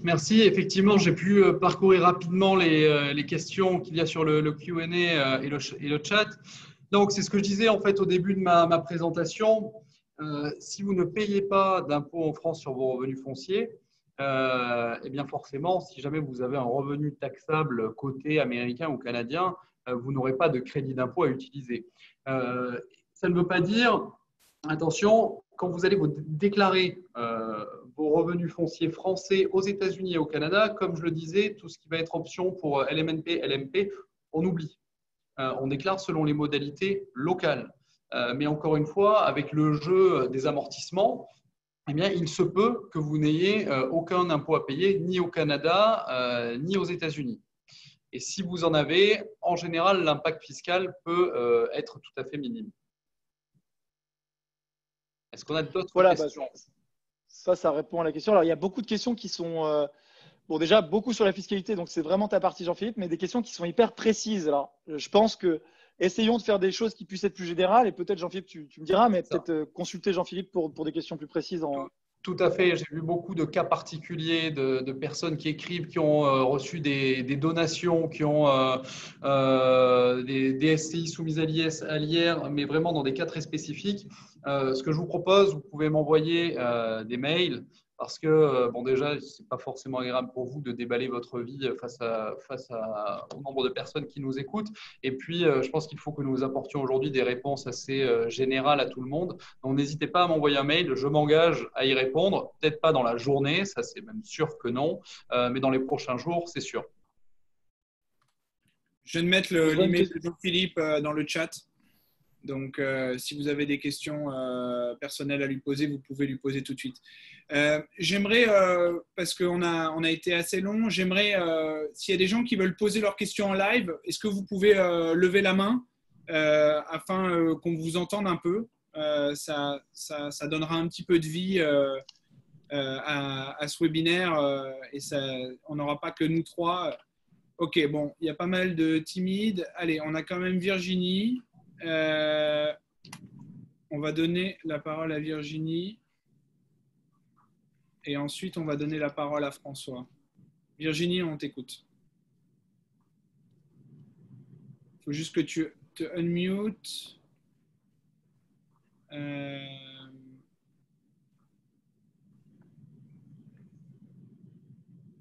Audio. Bonjour, vous m'entendez? Oui, parfaitement. Oui, bonjour, merci de me donner la parole. En fait, effectivement, là, je suis en train de regarder là, pour ma déclaration d'impôt en France. C'était moi avec les messages concernant mon appartement loi Duflot. Là, c'est assez nouveau, je pense. Il faut, lors de la déclaration, il nous demande si il faut on doit cocher 2 cases là pour les revenus. Il nous demande si on veut choisir le taux moyen d'imposition pour les non-résidents ou la retenue à la source pour les non-résidents. C'est une question pour qui? Oui, Manuel, si tu as la réponse, je te laisse répondre. Mais Pour moi, le taux, mais honnêtement, je suis pas moi-même non-résident, donc je pourrais pas forcément répondre, surtout sur des revenus fonciers. Nous, il faut savoir qu'on n'est pas, moi-même à titre perso, j'ai pas de revenus fonciers et nos clients non plus, en tout cas pas dans ce qu'ils font avec nos services parce qu'on le déconseille aujourd'hui vraiment. Donc là, dans le cas d'un régime de défiscalisation, puisque c'est le cas avec un régime Duflot qui est un ancien régime. Aujourd'hui, ça a été renommé, il y a eu plusieurs noms. Enfin, à chaque fois, c'est des ministres de logement qui donnent leur nom. Aujourd'hui, c'est le régime Pinel. Dans ces cas-là, je ne pourrais pas vous répondre. Pour moi, je serais tenté de dire qu'un pourcentage n'est pas une retenue à la source. Mais voilà. Mais je pourrais noter la question et demander au notaire qui pourra répondre à ça avec plaisir. Je ne suis pas fiscaliste, je tiens quand même aussi à le préciser. Moi, mon expertise, c'est vraiment l'immobilier. On est sur une question donc, qui serait plus pour un comptable français, en fait, c'est ça? Absolument. Oui, c'est ça, tout à fait. On va essayer de vous mettre en contact avec des personnes. N'hésitez pas à nous écrire. Faites-moi un mail, Virginie, si vous voulez. Je trouverai la réponse. Mon mail, c'est mr comme Manuel Ravier, @investissement-locatif.com. Voilà. Ah, ok. Vous pourrez me l'envoyer, s'il vous plaît? Oui, bien sûr. Manu, tu peux le mettre dans le chat, peut-être, pour que tout le monde ait accès? Oui. Ok. Merci. Virginie. On a François. Oui, bonjour, vous m'entendez? Oui. Oui, donc c'est une question sur la fiscalité aux États-Unis pour un bien qui est loué en France et qui génère du revenu, même après l'amortissement, ici aux États-Unis. Donc la manière dont mon comptable traite le tout, Donc, effectivement, il intègre un crédit d'impôt, mais qui est plafonné au taux moyen en fait, de ma déclaration américaine. Tout à fait. Et le résidu est placé dans un beau tableau qui s'appelle Carryover, Oui. et qui ne fait qu'augmenter au fil des années. Et donc, je voulais d'abord confirmer que c'est bien la manière de faire, c'est-à-dire que le crédit d'impôt n'est pas forcément pris en compte dans son intégralité par le fisc américain sur l'année en cours. Et après, l'autre question, c'est ce carry-over, est-ce qu'il y a un moyen de récupérer à un moment ou à un autre? Tout à fait. Non, en fait, c'est tout à fait la bonne façon de faire. Et si le crédit d'impôt est totalement pris en compte par le fisc américain, pourquoi? Parce que le fisc américain se base sur vos revenus taxables américains. D'accord? Donc, américains et mondiaux d'ailleurs, puisque là, vous avez un bien immobilier français qui rentre, le résultat fiscal rentre dans le calcul de votre taux moyen. Mettons que vous soyez, je raconte n'importe quoi, mais que vous soyez à 20% au niveau fédéral. D'accord? Votre impôt français, vos revenus fonciers français sont taxés à hauteur de 20%. Mettons, si vous avez 1 000 $ de revenus fonciers, ça vous donne 200 $ d'impôt américain. Côté français, vous avez payé un impôt, on part sur n'importe quoi, de 30%. D'accord? Le fisc américain, s'il vous donnait un crédit d'impôt de 300 $, en fait, vous donnerez un crédit d'impôt sur des revenus de source américaine. Ce qui ne serait pas juste, parce que ça n'est pas en sa faveur. Le but de la convention est d'éviter que le fisc américain vous surtaxe. Et là, il ne vous surtaxe pas. En fait, c'est ce que je disais à un moment, c'était au début de la présentation, quand on est sur deux pays, on va se retrouver à toujours payer le reliquat d'imposition, le taux d'imposition le plus fort entre les deux pays. Voilà. Tout simplement. Et après, pour les modalités déclaratives, effectivement, il a raison de remplir le tableau du carry forward parce que ce crédit d'impôt-là, tout ce cumul de crédits d'impôt pourra être utilisé. Mettons, vous avez ce bien en direct et que vous bénéficiez d'un abattement pour durée de détention en France, vous le vendez, vous n'avez pas d'impôt sur la plus-value. Vous pourrez utiliser ce crédit d'impôt-là. Une année, pour une raison X ou Y, vous ne payez pas d'impôt en France sur vos revenus fonciers. Vous pourrez utiliser en fait tout ce bagage de crédit d'impôt pour venir minimiser votre impôt américain. Merci Jean-Philippe. Du coup, je voulais quand même, parce qu'il y a des gens qui ont pris le temps de nous écrire par email. J'ai vu Jean-Pierre et Patrice que vous avez levé la main. Je vais vous laisser poser vos questions dans 2 secondes. Je veux juste faire un retour aussi parce qu'il y a des gens qui sont sur Facebook, qui nous suivent et qui nous ont posé une question, notamment Pascal qui dit quid de l'impact de l'amortissement ou du bien immobilier sur la taxation de plus-value immobilière? Est-ce qu'on peut répondre rapidement à Pascal quand même là-dessus, même si on l'a peut-être déjà abordé? Alors, en France ou aux États-Unis? Aux États-Unis. Alors, côté américain, c'est ce que je disais au début de la présentation. L'amortissement, encore une fois, je ne parle qu'au niveau fédéral parce que chaque État a ses propres règles. Et on ne peut pas répondre à toutes les questions sur tous les États. Mais au niveau fédéral, les règles sont unifiées, peu importe où on est aux États-Unis. L'amortissement, au moment de la vente, va être récupéré. D'accord ? Tous les amortissements que vous avez pratiqués vont être récupérés et imposés à un taux fixe de 25%. Voilà. Ok, merci. On a reçu des questions par email, notamment et après je vais revenir aux questions du Q&A. Vous en faites pas, mais je veux absolument, les gens qui ont pris le temps de nous écrire en avance, je veux absolument qu'on lise leurs questions. Donc, bonjour, merci d'organiser ce webinaire. Je suis française non résidente et associée dans des SCI en France. Je n'ai pas d'autres revenus en France. Depuis plusieurs années, je dois payer au fisc français un impôt de 37,2% de ses revenus immobiliers. Ce n'est pas normal, n'est-ce pas? Qu'est-ce que vous me recommanderiez? Je vous remercie par avance pour vos conseils éclairés. On va supposer que cette personne, Régine, je me souviens que c'était États-Unis. Et je pense que, Jean-Philippe, tu as déjà répondu en partie, mais est-ce que tu peux la rassurer là-dessus concernant les déclarations aux États-Unis? Alors, la rassurer, ce n'est pas forcément le bon terme parce que je comprends cette dame qui trouve que c'est c'est un peu scandaleux. Mais en fait, pas tellement, puisque la SCI, comme je le disais, les biens sont en France, donc vous avez des revenus fonciers. Il est normal que la France prenne sa part du gâteau. Côté américain, par contre, il faut déclarer ses revenus. Et comme vous avez payé un impôt au fisc français et les prélèvements sociaux, vous aurez droit à un crédit d'impôt côté américain. Donc, encore une fois, vous ne serez pas doublement imposé, mais il peut y avoir le frottement fiscal dont nous avons parlé tout à l'heure, c'est-à-dire que eh bien, si vous avez un taux d'imposition moindre aux États-Unis, vous aurez payé un peu plus à la France. Voilà. Super, merci. Rapidement encore, une autre question qu'on a reçue par email de Béatrice. Bonjour, voici quelques questions. S'il est possible d'y répondre, merci. Double taxation lorsqu'on a la double nationalité, refinancement bancaire, banque US ou banque française, revente de l'investissement immobilier en France, taxation en France et aux US quand on habite aux US ou dans un autre pays européen. C'est une question de Béatrice qui nous a été posée par email. Il y a beaucoup de choses dans cette question. Ouais, c'est beaucoup de questions dans la question. Ouais. On peut peut-être éviter les trucs que tu viens d'aborder et juste s'il y a des choses… Moi, je vais juste parler du refinancement. Alors, le refinancement, c'est quelque chose qui est possible. Par exemple, vous achetez et vous pouvez après, c'est-à-dire faire le prêt a posteriori. Là, on a un client qui vient d'acheter un bien pour des raisons, pour aller vite, puis parce qu'il avait eu un gros bonus, tant mieux pour lui. Il a décidé d'acheter cash et de se refinancer après pour limiter finalement les délais bancaires. Donc, c'est faisable. Je ne sais pas si c'est exactement la question qui est posée. En revanche, on voit que c'est assez compliqué, en tout cas pour des banques françaises, de financer de l'immobilier à l'étranger. C'est même… Elles ne le font pas hein, globalement. Pourquoi? Parce que les banques, en général, aiment bien financer de l'immobilier, qu'elles comprennent de l'immobilier dans leur pays.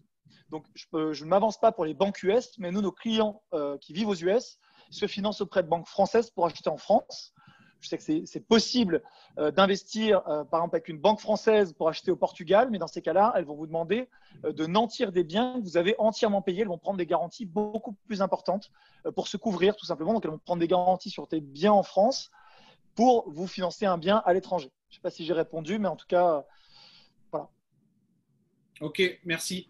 Je crois qu'il y a Patrice qui avait une question pour nous. Il faut juste activer votre micro, on vous écoute. Oui, bonjour. Donc vous avez présenté les prestations offertes pour l'achat et la location d'immobilier en France. Donc c'est une possibilité d'investissement pour moi. Je voulais savoir s'il y a des régions, des endroits en France, des villes sur lesquels vous êtes mieux implantés que les autres. J'imagine qu'il faut quand même une certaine présence locale pour trouver les bonnes opportunités. Oui, alors vous avez tout à fait raison. En fait, moi, ce que j'aime dire, c'est qu'à Marseille, notre équipe a l'accent marseillais et à Lille, l'accent du Nord. Et c'est vraiment ça, vous avez tout à fait raison. Méfiez-vous toujours des gens qui vous vendront de l'immobilier qui soit neuf ou ancien. Alors neuf, il y a peut-être moins d'inconnus, mais qui ne sont pas de la région. C'est-à-dire que l'immobilier, c'est quelque chose de terrain, il faut être sur place. Donc nous, on a des bureaux ou des équipes. Donc on n'a pas des bureaux dans toutes les villes qu'on couvre, mais on a des équipes locales dans toutes les villes qu'on couvre.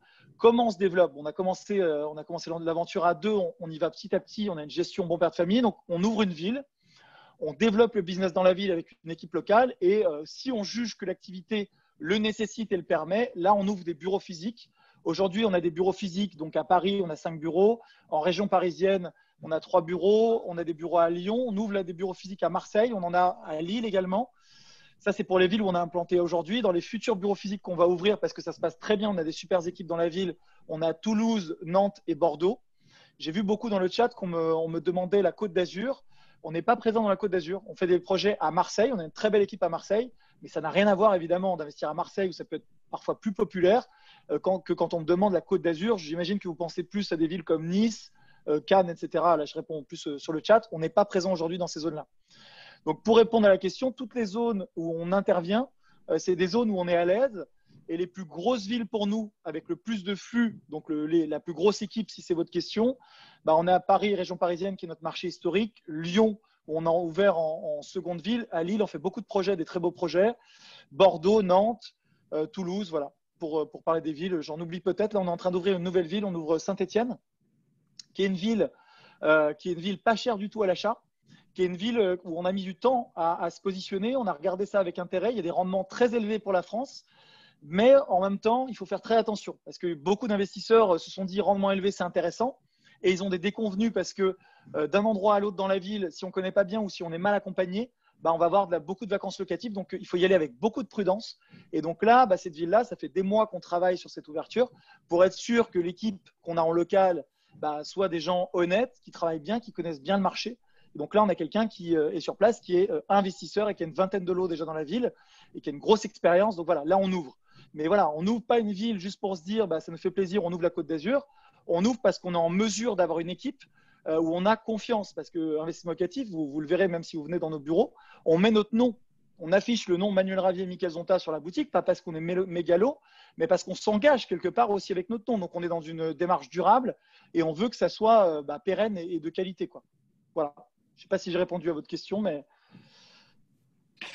Oui, tout à fait. Et vous avez dit que la location est effectivement effectuée aux particuliers.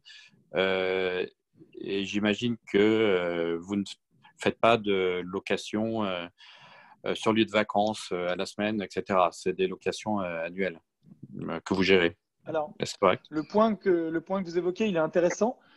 Nous, on dresse des appartements, donc on livre un appartement. Il n'y avait pas de photos d'ailleurs dans la présentation. Vous en trouverez sur notre site internet plein de réalisations qui sont optimisées pour faire de la courte durée. C'est-à-dire que vous pouvez très bien demain, alors vous n'êtes pas sur place, vous n'allez pas le faire mauvais, mais vous pouvez très bien demain le confier à une conciergerie dont c'est le métier. Il y a plein de conciergeries courte durée qui existent en France, qui va le diffuser sur Booking, Airbnb, etc.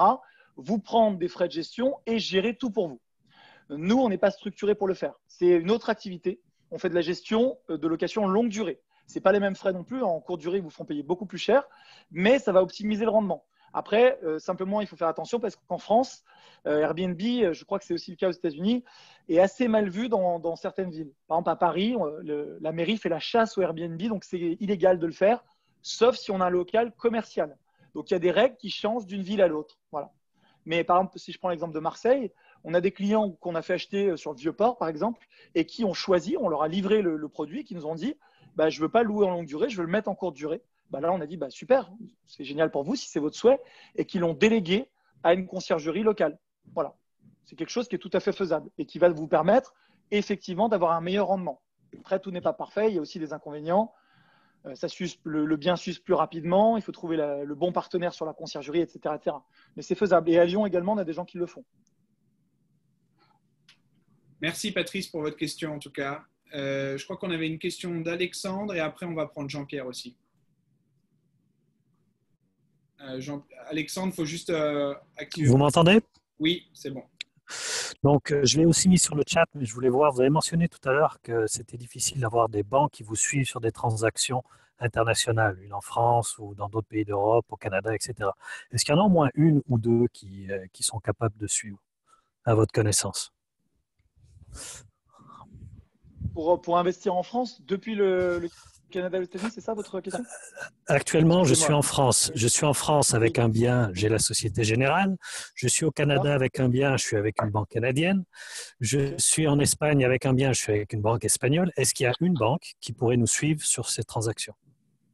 Sur toutes les transactions, vous voulez dire dans tous les pays? Oui. Il faut voir avec votre banque, en fait, ça va dépendre de votre patrimoine s'ils peuvent nantir des choses, mais non, c'est assez compliqué. Le sujet du financement est un sujet qui est sensible. Il faut comprendre que c'est sensible pour les non-résidents, mais même pour des résidents, les banques ont quand même resserré leurs conditions depuis fin d'année 2019, parce qu'en fait, on a eu le Haut Conseil à la stabilité financière, qui est un organisme d'État français, qui a mis la pression sur les banques parce que, au goût du gouvernement, les banques prêtaient trop. Elles prêtaient sur des durées jusqu'à 35 ans en France. Ça devenait un petit peu… peut-être que c'est le cas aux États-Unis, mais ça devenait en tout cas un peu limite sur certains dossiers pour solvabiliser finalement des emprunteurs. Et donc, on a resserré les critères et notamment leurs critères de risque pour suivre dans d'autres pays. Personnellement, je n'ai pas ce cas-là, mais moi, si je voulais investir je ferais ce que vous avez fait. À chaque fois, je choisirais des banques locales, même si je comprends que sur la gestion, c'est plus contraignant. Ok, merci beaucoup, Manuel. Jean-Pierre, vous aviez une question, je crois. Oui, effectivement. Est-ce que vous m'entendez? Oui, on vous entend très bien, Jean-Pierre. Ok. Merci pour cette conférence. Merci de me donner la parole. J'avais trois préoccupations parce qu'en fait, je suis gestionnaire d'une entreprise, mais je ne suis pas français, donc je suis non européen. Et pourtant, je suis gestionnaire d'une entreprise dans l'immobilier dans mon pays, donc la RDC, les Congo. Et je vous en félicite parce qu'il y a l'écho jusqu'ici. Alors, nous avons pas mal de clients qui sont intéressés. D'accord. Pardon? Vous disiez quoi, l'écho de quoi? De notre société investissement locatif? Exactement. Donc, on a quand même quelques échos. Donc, moi, c'est un ami qui m'en a parlé. Et du coup, je me suis intéressé parce que j'ai pas mal de clients qui sont intéressés à pouvoir acheter un bien immobilier pour les vacances et tout ça. Et comme vous parlez aujourd'hui que de Français résidant aux USA, au Canada, alors je me pose la question, est-ce que c'est toujours opportun ou est-ce que c'est opportun pour que le non-européens, disons non-français ou américains ou canadiens, puissent aussi profiter de cette expertise que vous avez? Alors absolument, moi j'ai toujours cet exemple d'un client, d'ailleurs de plusieurs clients, qui était lui-même tunisien, résident à Dubaï, pilote de ligne, hein, donc dans une compagnie connue, et qui avait investi avec nous à Paris. Et en fait, ce qui m'avait énormément plu, c'est qu'en échangeant avec lui, alors qu'il n'avait jamais vécu à Paris, il avait voulu investir, il l'a fait d'ailleurs à plusieurs reprises avec nous, Ouais. il avait des questions hyper pertinentes. Donc c'est pas du tout réservé aux Français et c'est pas réservé aux résidents. Simplement, si je peux me permettre, sur les pays d'Afrique, les banques peuvent être très prudentes parce que, je suis désolé de le dire, hein, mais dans certains pays, elles vont se méfier de l'origine des capitaux, notamment sur la partie apport. Donc, ça peut être compliqué de pays en pays. Là, on parle de spécificité. Certaines banques le font. Et je pense notamment à une banque où j'étais à une réunion, je crois que c'est la BRED, qui a un département spécial et qui sait financer justement des résidents qui dans les pays d'Afrique où justement les contraintes légales, parce que les banques sont surveillées hein, sur l'origine des capitaux, ne sont pas les mêmes. Donc c'est possible. Contactez-moi, j'essaierai de vous retrouver ce contact, mais ça peut être plus compliqué. Voilà. Jean-Pierre, merci pour votre question. Je vous invite à écrire directement à Manuel. J'ai mis son email dans le chat, donc comme ça, vous pourrez continuer la discussion tous les deux, one-to-one. Mais je vous confirme que Manuel a des questions. Ce serait une bonne chose de… Je ne sais pas si possible d'avoir aussi un numéro de téléphone auquel nous pouvons échanger parce que moi, j'ai des clients qui veulent bien acheter cash. Ouais. Vous voyez? Bien sûr. Donc, ce sont des chefs d'entreprise qui évoluent très bien au Congo et qui ont des moyens, qui veulent bien avoir. Parce que je vous donne une petite information que je suis même bloqué ici à Istanbul à cause du coronavirus, où j'étais venu pour faire l'achat de 2 appartements de mes 2 clients. Ouais. Et donc, ils ont déjà finalisé tous les papiers et tout ça. Donc, s'il n'y avait pas les coronavirus, ils seraient déjà ici pour visiter leur appartement. Et donc, si, Manuel, vous pouvez aussi donner votre… je ne sais pas moi si ça peut être possible, que nous puissions échanger par numéro de téléphone, ça serait une bonne chose, par WhatsApp, plus simple, c'est je ne sais pas moi quoi. Comme ça va nous permettre… répondre. Ouais, pour que je puisse répondre, si vous avez des questions, essayez plutôt de passer par mail et ça n'empêche pas après d'échanger. Mais si on m'appelle, voilà, je suis la vie de famille le soir avec 2 enfants en bas âge, donc ça va être compliqué. Mais vous aurez… Oh là là. Vous en faites pas, hein, Jean-Pierre, vous aurez tous les contacts de Manuel. De toute façon, il y a un email automatique, vu que vous êtes inscrit par Zoom, il y a un email automatique qui va partir avec les contacts de Manuel. Donc, je sais que il s'engage dès à présent à répondre à tous les gens. Merci pour votre question en tout cas. Donc, Manuel et Jean-Philippe, merci d'avoir déjà répondu à beaucoup de questions dans le Q&A. Et ça, c'est vraiment top parce que je vois qu'on a reçu plus d'une 60aine de questions. Mais il y a encore quelques questions qui n'ont pas été répondues, qu'on pourrait peut-être prendre en live. Donc là, je vois une question, notamment, il y en a tellement dans tous les sens, mais j'ai vu une question d'Aurélie. Je ne sais pas si vous l'avez vue, cette question, qui disait quelles sont les meilleures zones pour investir aujourd'hui en France? Manuel, tu la vois, la question d'Aurélie, ou pas? pense que j'ai répondu. Si la question c'était quelles sont les zones. Ouais, ok. Ouais, je pense, ouais. La question c'était quelles sont les zones, pas les meilleures, parce que comme je dis toujours, il n'y a pas forcément de meilleures. Voilà, je l'ai là. Ouais. Alors la question est intéressante. Top 3 des villes où nous on est présents et où on a les meilleurs rendements. Alors, c'est une question qui est intéressante parce qu'il n'y a pas de meilleure zone qu'une autre. Sinon, personne n'investira à Paris parce qu'à Paris, on sait que les rendements sont plus faibles. Et pour autant, c'est intéressant d'investir à Paris aussi parce que le bien est peut-être plus liquide, parce qu'on peut prendre plus de plus-value. D'ailleurs, je salue Johan, on essaiera peut-être de répondre à la question de Johan Jacquet qui est un client que j'apprécie beaucoup. Et voilà. Et donc, on se dit, dans ces cas-là, si on n'était que sur le rendement et que c'était le seul critère, on n'investirait jamais dans les grandes villes, en fait, parce que ce n'est pas les plus rentables. On n'irait que en race campagne. Donc, ça va dépendre des objectifs. Là, ce que j'apprécie avec la question que tu me soumets, Romain, c'est qu'au moins, l'objectif est affiché, avoir un meilleur rendement. Dans les zones où nous, on travaille et où on a des meilleurs rendements, on est en train d'ouvrir la ville de Saint-Étienne, qui est une des villes les moins chères de France à l'achat, qui est une grande ville quand même, qui est une ville qui peut être casse-gueule, entre guillemets, parce que sur du locatif, beaucoup d'investisseurs ont cru que c'était justement parce que les rendements sont élevés un Eldorado et qu'ils se sont retrouvés avec des biens très difficiles à louer parce qu'il n'y a pas la même tension locative. Nous, on a mis du temps, ça fait un moment qu'on travaille sur cette ouverture et là, je vous donne une avant-première, on n'a même pas annoncé encore. On est en formation avec quelqu'un qui nous a rejoint, qui est vraiment super et qui est elle-même, puisque c'est une dame qui est investisseur immobilier avec une vingtaine de lots à Saint-Étienne. Voilà, on va vraiment cibler dans la ville de Saint-Étienne des zones quand même patrimoniales, parce qu'on n'ira pas dans les pires quartiers de Saint-Étienne, c'est là qu'on aurait les meilleurs rendements, mais ça serait dangereux et on ne le fera surtout pas. On aurait de la vacance locative, on aurait des locataires qui ne sont peut-être pas des locataires très solvables, etc. etc. Aujourd'hui, là où on est présent pour répondre à la question et où on a des bons rendements, on a notamment la région parisienne, on fait beaucoup de choses dans le 77, où on a des bureaux avec une dizaine de personnes. On est très bien implanté depuis longtemps. Je pense à Melun, Montereau, toute la zone autour du 77 où on fait des immeubles de rapport notamment. On va courir des vidéos bientôt là-dessus. On a un client historique qui vient d'acheter un immeuble à 1,2 million. On va commencer le projet avec un rendement qui dépasse les 8%, donc avec 100 000 € à peu près de revenus locatifs dessus. On peut commencer sur des opérations plus petites. On va monter de 7 à 8,5% de rendement dans cette zone-là, par exemple. On est présent à Lille où, toujours pareil, si on est dans le vieux Lille, les quartiers les plus chers, on n'aura pas les meilleurs rendements. Mais Lille, c'est assez étendu et on est capable d'avoir des rendements attractifs si on va sur des quartiers montants, comme ça peut être le cas de Oisem, par exemple, pour les Lillois ou d'autres quartiers. On est présent également à Reims, où on fait des beaux projets avec quand même du bon rendement. Grenoble, voilà, donc des villes, il y en a plein, où on travaille aujourd'hui, où on est bien implanté, où on a une expertise.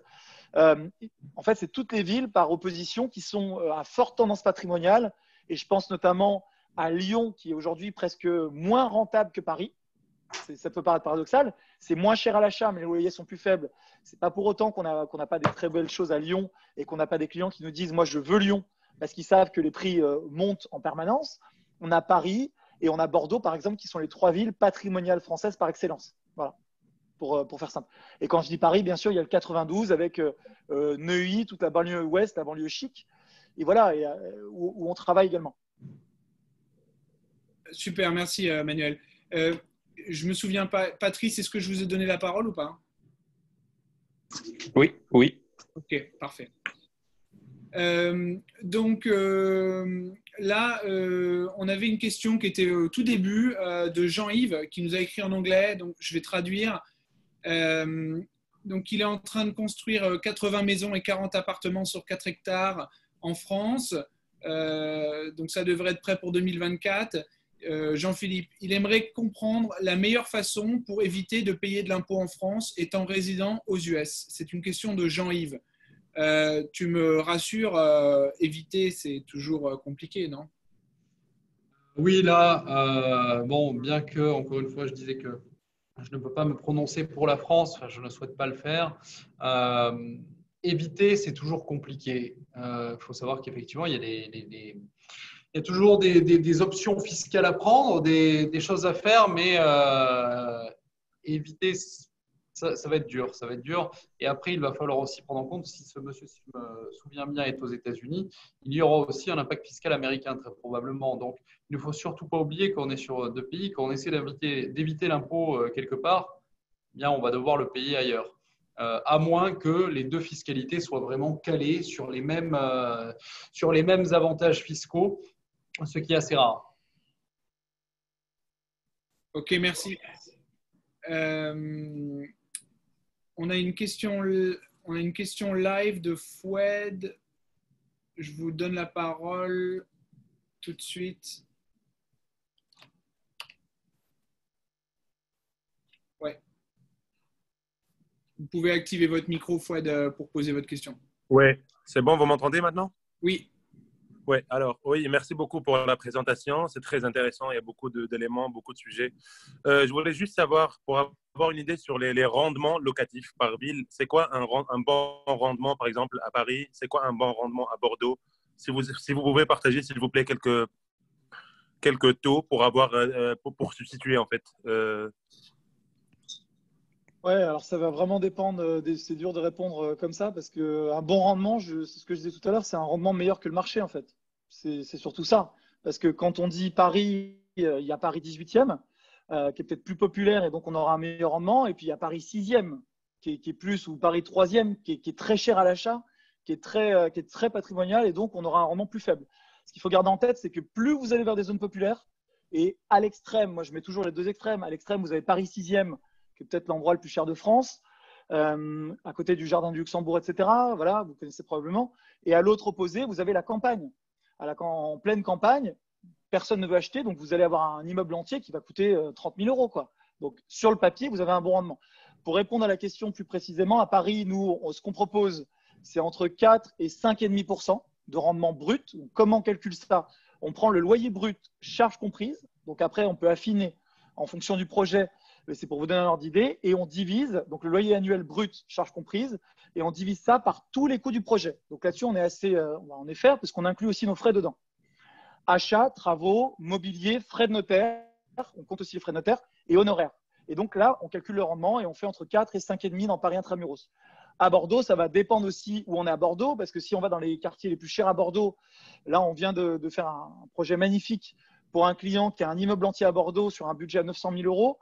Donc, tout ça, on va communiquer aussi dessus. On va reprendre la communication sur YouTube pour montrer. On adore visiter, montrer des projets en vidéo aussi aux gens parce que ça nous plaît. Là, on est autour de 5% de rendement, par exemple. Ce qui est bien pour l'endroit où c'est dans Bordeaux parce qu'on est dans l'hypercentre, dans le Bordeaux qui est patrimonial. On peut monter un peu au-delà et plus on s'éloigne dans la périphérie bordelaise, plus le rendement va monter. Donc, ça va dépendre de votre projet. Ce que je vous conseille, c'est de ne pas hésiter de solliciter mon équipe, déjà de regarder sur le site internet investissement-locatif.com et de ne pas hésiter d'échanger avec nos conseillers qui vous enverront des exemples de réalisation. Parce que aussi, parfois sur le site, les gens me disent « je veux ça ». Ils regardent un projet, ils me disent « je veux ça ». Oui, mais ça a été fait en 2016 à Paris. Donc oui, on a eu ce rendement-là en 2016, mais depuis, Paris a augmenté de, je dis n'importe quoi, 7% par an. Ça va dépendre des années.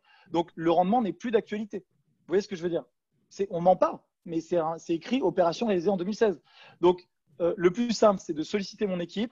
Le rendez-vous peut se faire en visio par téléphone. Il est gratuit, évidemment. Et on vous enverra des projections en fonction de votre projet. On vous dira ce qu'on peut faire dans les villes et on vous enverra ce qu'on appelle des projections financières de biens réalisés récemment pour le compte de client en vous disant voilà ce qu'on a fait acheter. Voilà l'équilibre financier du projet. Et comme ça, vous pouvez vous rendre compte et savoir si ça vous intéresse ou pas. Voilà le plus simple.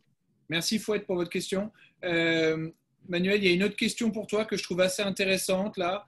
Peut-on passer un bien loué nu en bien loué meublé en gardant le même locataire? Ou doit-on forcément passer par un changement de locataire et attendre la fin du bail 3 ans? Puis-je acheter les meubles du locataire, automatiquement passer en meublé? C'est une question de Loïc. Alors, ce qu'il faut savoir, et je ne l'ai pas dit, parce qu'encore une fois, on essaie de compresser la webconférence, on pourrait faire 10 heures sur le sujet. La location vide a un autre désavantage en dehors de la fiscalité sur la location meublée, c'est le côté contrainte sur votre bail. Concrètement, la location nue, donc quand vous louez un appartement sans meubles, c'est des baux de 3 ans qui se renouvellent tacitement, de 3 ans en 3 ans.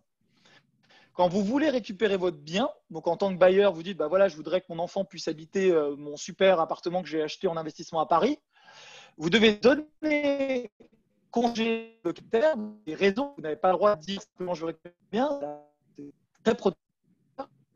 Il faut prévenir, et c'est là que ça devient compliqué, il faut prévenir votre locataire 6 mois avant la date d'échéance des 3 ans, au moins 6 mois. Si c'est 8 mois, c'est bon, mais c'est au moins 6 mois. Ce qui veut dire concrètement imaginons louer un logement à Paris de 20 mètres carrés, vous dites c'est super, mon enfant étudiant, je peux l'installer dedans. Vous le louez en location vide 3 ans ou ça fait 2 ans et 9 mois, vous ne pouvez pas le récupérer. Vous devez laisser le bail se renouveler au moins 3 ans. Embêtant, parce que vous avez raté le coche. Alors que si vous êtes en location meublée, c'est beaucoup plus souple. Vous devez donner congé au moins 3 mois, donc ce n'est pas 6 mois de préavis, c'est 3 mois. Là, je parle. Oula. On a perdu Manuel. On a perdu Manuel. Je crois qu'il avait une très mauvaise connexion Internet. En attendant que Manuel revienne, on va te cuisiner un peu, Jean-Philippe, du coup. Allez, vas-y. Je crois qu'il revient. Ah, mais il est revenu. Voilà. Non, mais désolé. la fibre à Paris, c'est pas. Voilà. Est-ce qu'il faut vraiment acheter à Paris dans le 11e? On se pose question maintenant. Je suis pas sûr. Non, mais voilà. Donc, vous avez beaucoup plus de souplesse pour finir là-dessus sur un bail meublé. Et c'est plus intéressant aussi pour ça parce que vous pouvez plus facilement récupérer votre bien. En cas d'impayé, c'est un peu plus simple aussi. Enfin, voilà, il y a plein d'autres raisons qui ne sont pas des raisons fiscales. Et également, une raison qui, moi, me tient à cœur, c'est qu'en louant un logement meublé, vous pouvez faire de la déco. Sur un logement vide, par définition, il est vide. Donc, c'est 4 murs. Vous le repeignez en blanc, mais voilà, ça reste un logement vide. Donc, pour créer le coup de cœur et proposer plus de services pour louer plus cher et avoir un meilleur rendement, c'est beaucoup plus intéressant de faire de la location meublée que de la location nue. Après, il y a aussi le côté encadrement des loyers à Paris et à Lille qui permet de déplafonner. Là, c'est encore tout un sujet.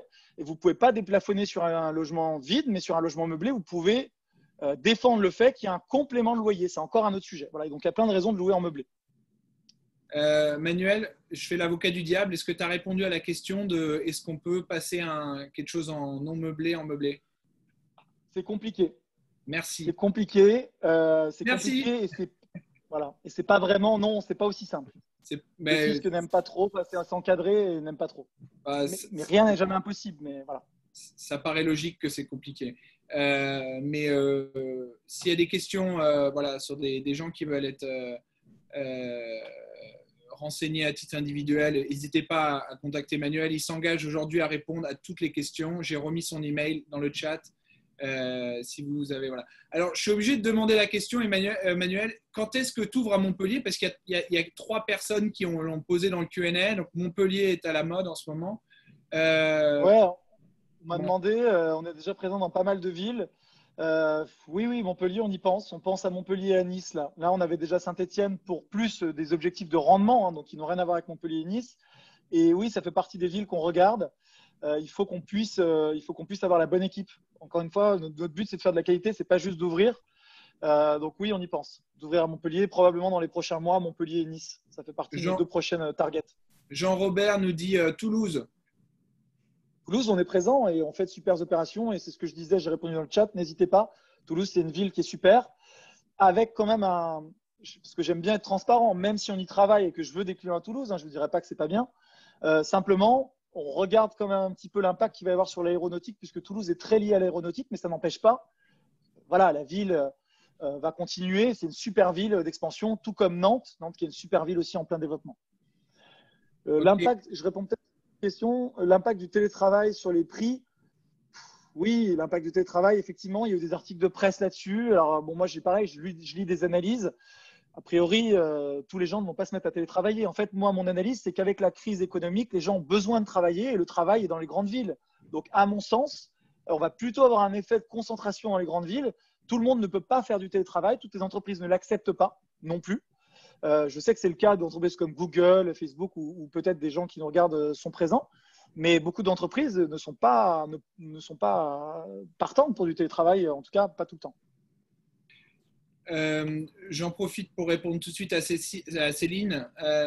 Bien sûr que le webinaire sera en replay sur le Facebook de French Morning et Maudit Français. Donc, French Morning pour les États-Unis, Maudit Français pour le Canada.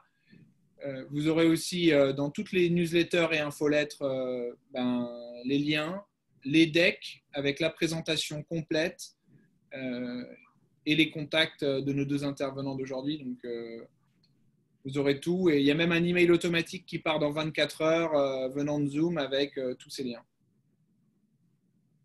On a déjà bien dépassé l'heure et demie que je me donne normalement. Manuel, Jean-Philippe, parce qu'il y a plein de questions dans le Q&A. Il y a des questions sur lesquelles vous vouliez revenir peut-être Juste pour ma part, parce que c'est vrai que c'est une question qui revient souvent. Si on vend un bien en France qui n'a pas été loué, oui, il faut déclarer la vente soit au Canada, soit aux États-Unis. Voilà. Je tenais juste à préciser ce point-là. Je crois que Anne avait posé une question dans ce sens-là. Oui, je crois que c'est ça. Ça m'a été Anne, posé plusieurs fois et je l'ai vu arriver sur ma boîte mail aussi par une autre personne. Donc, Parce que Anne, elle nous demandait, merci pour ta question Anne, résidente fiscale aux États-Unis, je reçois propriétaire d'un appartement meublé en France. Ça, je pense que je suis. Mes parents m'en ont fait la donation. Le loyer annuel est inférieur à 10 K. Suis-je imposable aux US? Je paie les impôts pour cette location en France. Merci. Alors, imposable aux US, je ne sais pas, mais déclarable, oui. Il faut déclarer ses revenus fonciers aux US. Après, encore une fois, tout dépendra de vos revenus, mais aussi de vos charges. Et puis, si vous avez un résultat US taxable, à ce moment-là, vous aurez un droit à un crédit d'impôt équivalent à l'impôt français. Mais je ne peux pas répondre à la question vraiment de si vous allez payer un impôt aux États-Unis. Il faudrait plus de détails. Ok. De rien, Céline. Si, Romain, fais-moi plaisir, la question de Johan Jacquet, qui est un super Oui, Johan. Je voulais la donner. Donc, il dit merci Manuel, tout va bien, j'espère que vous allez bien. Je me permets de me retourner vers Jean-Philippe. Donc, quid de l'amortissement des meubles aux US? Des meublés, je pense. Je pense qu'il parle de la location meublée. Peut-être que tu as déjà répondu, Jean-Philippe, mais bon. Mais alors oui. Peut-on le déduire comme on fait en France? Merci. Ok, bah, effectivement, alors, je vais répondre aux deux questions, meubles et meublé. Si vous êtes en meublé, bon, ben la bâtisse, le bien en lui-même sera amorti, comme je disais tout à l'heure, sur 30 ans. Okay, côté américain, parce qu'on oublie les modalités, les options fiscales françaises qui ont été prises. On déclare vraiment selon les modalités américaines. Et pour les meubles, effectivement, il y aura aussi un amortissement qui leur est particulier, qui va dépendre du type de meuble. En général, on va tourner autour des 7 ans, mais ça va vraiment dépendre du type de meuble. Voilà. Et effectivement, ils seront amortis. Donc, ça va être le coût d'acquisition converti à date au taux de date d'acquisition et puis à l'amortissement qui dépendra du type de meuble. Voilà. Et qui viendront se déduire du résultat fiscal. Donc, bonne question parce que c'est vrai que celle-là n'a pas été posée, mais je l'ai de temps en temps. Moi, je pense que je regarde un petit peu le chat. J'ai l'impression qu'on a répondu à quasiment toutes les questions. Il y en a qui sont redondantes de réponses qui ont déjà été données. Après, il y a des points très précis sur la fiscalité. Là, encore une fois, je pense qu'il vaudra mieux contacter Jean-Philippe. Voilà, moi je vous dis juste que si vous avez un projet en France, je ne sais pas si ça s'est senti, mais on est vraiment passionné. Avant tout, on est passionné d'immobilier. On y pense matin, midi et soir et franchement, on a une super équipe. Donc, n'hésitez pas à nous solliciter, ça vous engage à rien. Et on pourra vous dire ce qu'on peut faire plus en détail en fonction de vos objectifs. Et après, encore une fois, ça vous plaît, ça vous plaît pas. Voilà. Donc, pas d'obligation. Et on a aussi vraiment la chaîne YouTube. Regardez, la chaîne s'appelle Investissement locatif, tout comme l'entreprise. Et on a plein de nouvelles qui vont arriver pour nos clients. Je pense à Johan. On a une application mobile qui est en train de sortir pour que nos clients puissent suivre tous leurs projets dedans. C'est des détails, mais on est tout le temps en train de travailler sur l'amélioration de l'expérience client parce qu'on sait que quand on est à distance, il faut être à la fois excellent sur la partie métier, mais aussi sur la partie communication et pour rassurer nos clients et qu'ils puissent tout suivre de manière très simple. Donc voilà ce que je pouvais dire moi. Je ne sais pas si Jean-Philippe, tu veux conclure. Non, c'est ça. Surtout, n'hésitez pas à nous contacter, nous, pour toutes les problématiques fiscales américaines et canadiennes relativement à à vos revenus fonciers. Parce que, comme je le disais, j'ai été peut-être un peu insistant là-dessus, mais il y a des obligations déclaratives à remplir qui sont vraiment indispensables si vous voulez éviter de gros problèmes. Donc voilà, portez bien attention à tout ça.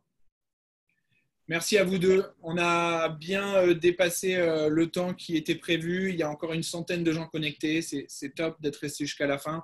Je suis désolé s'il y a certaines questions personnelles qu'on n'a pas prises. C'est juste qu'il y en avait trop. Et normalement, on arrête au bout d'1h30. On a tous des engagements.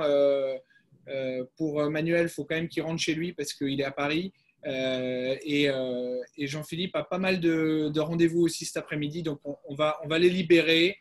Une fois de plus, vous avez tous les replays, les contacts de nos intervenants.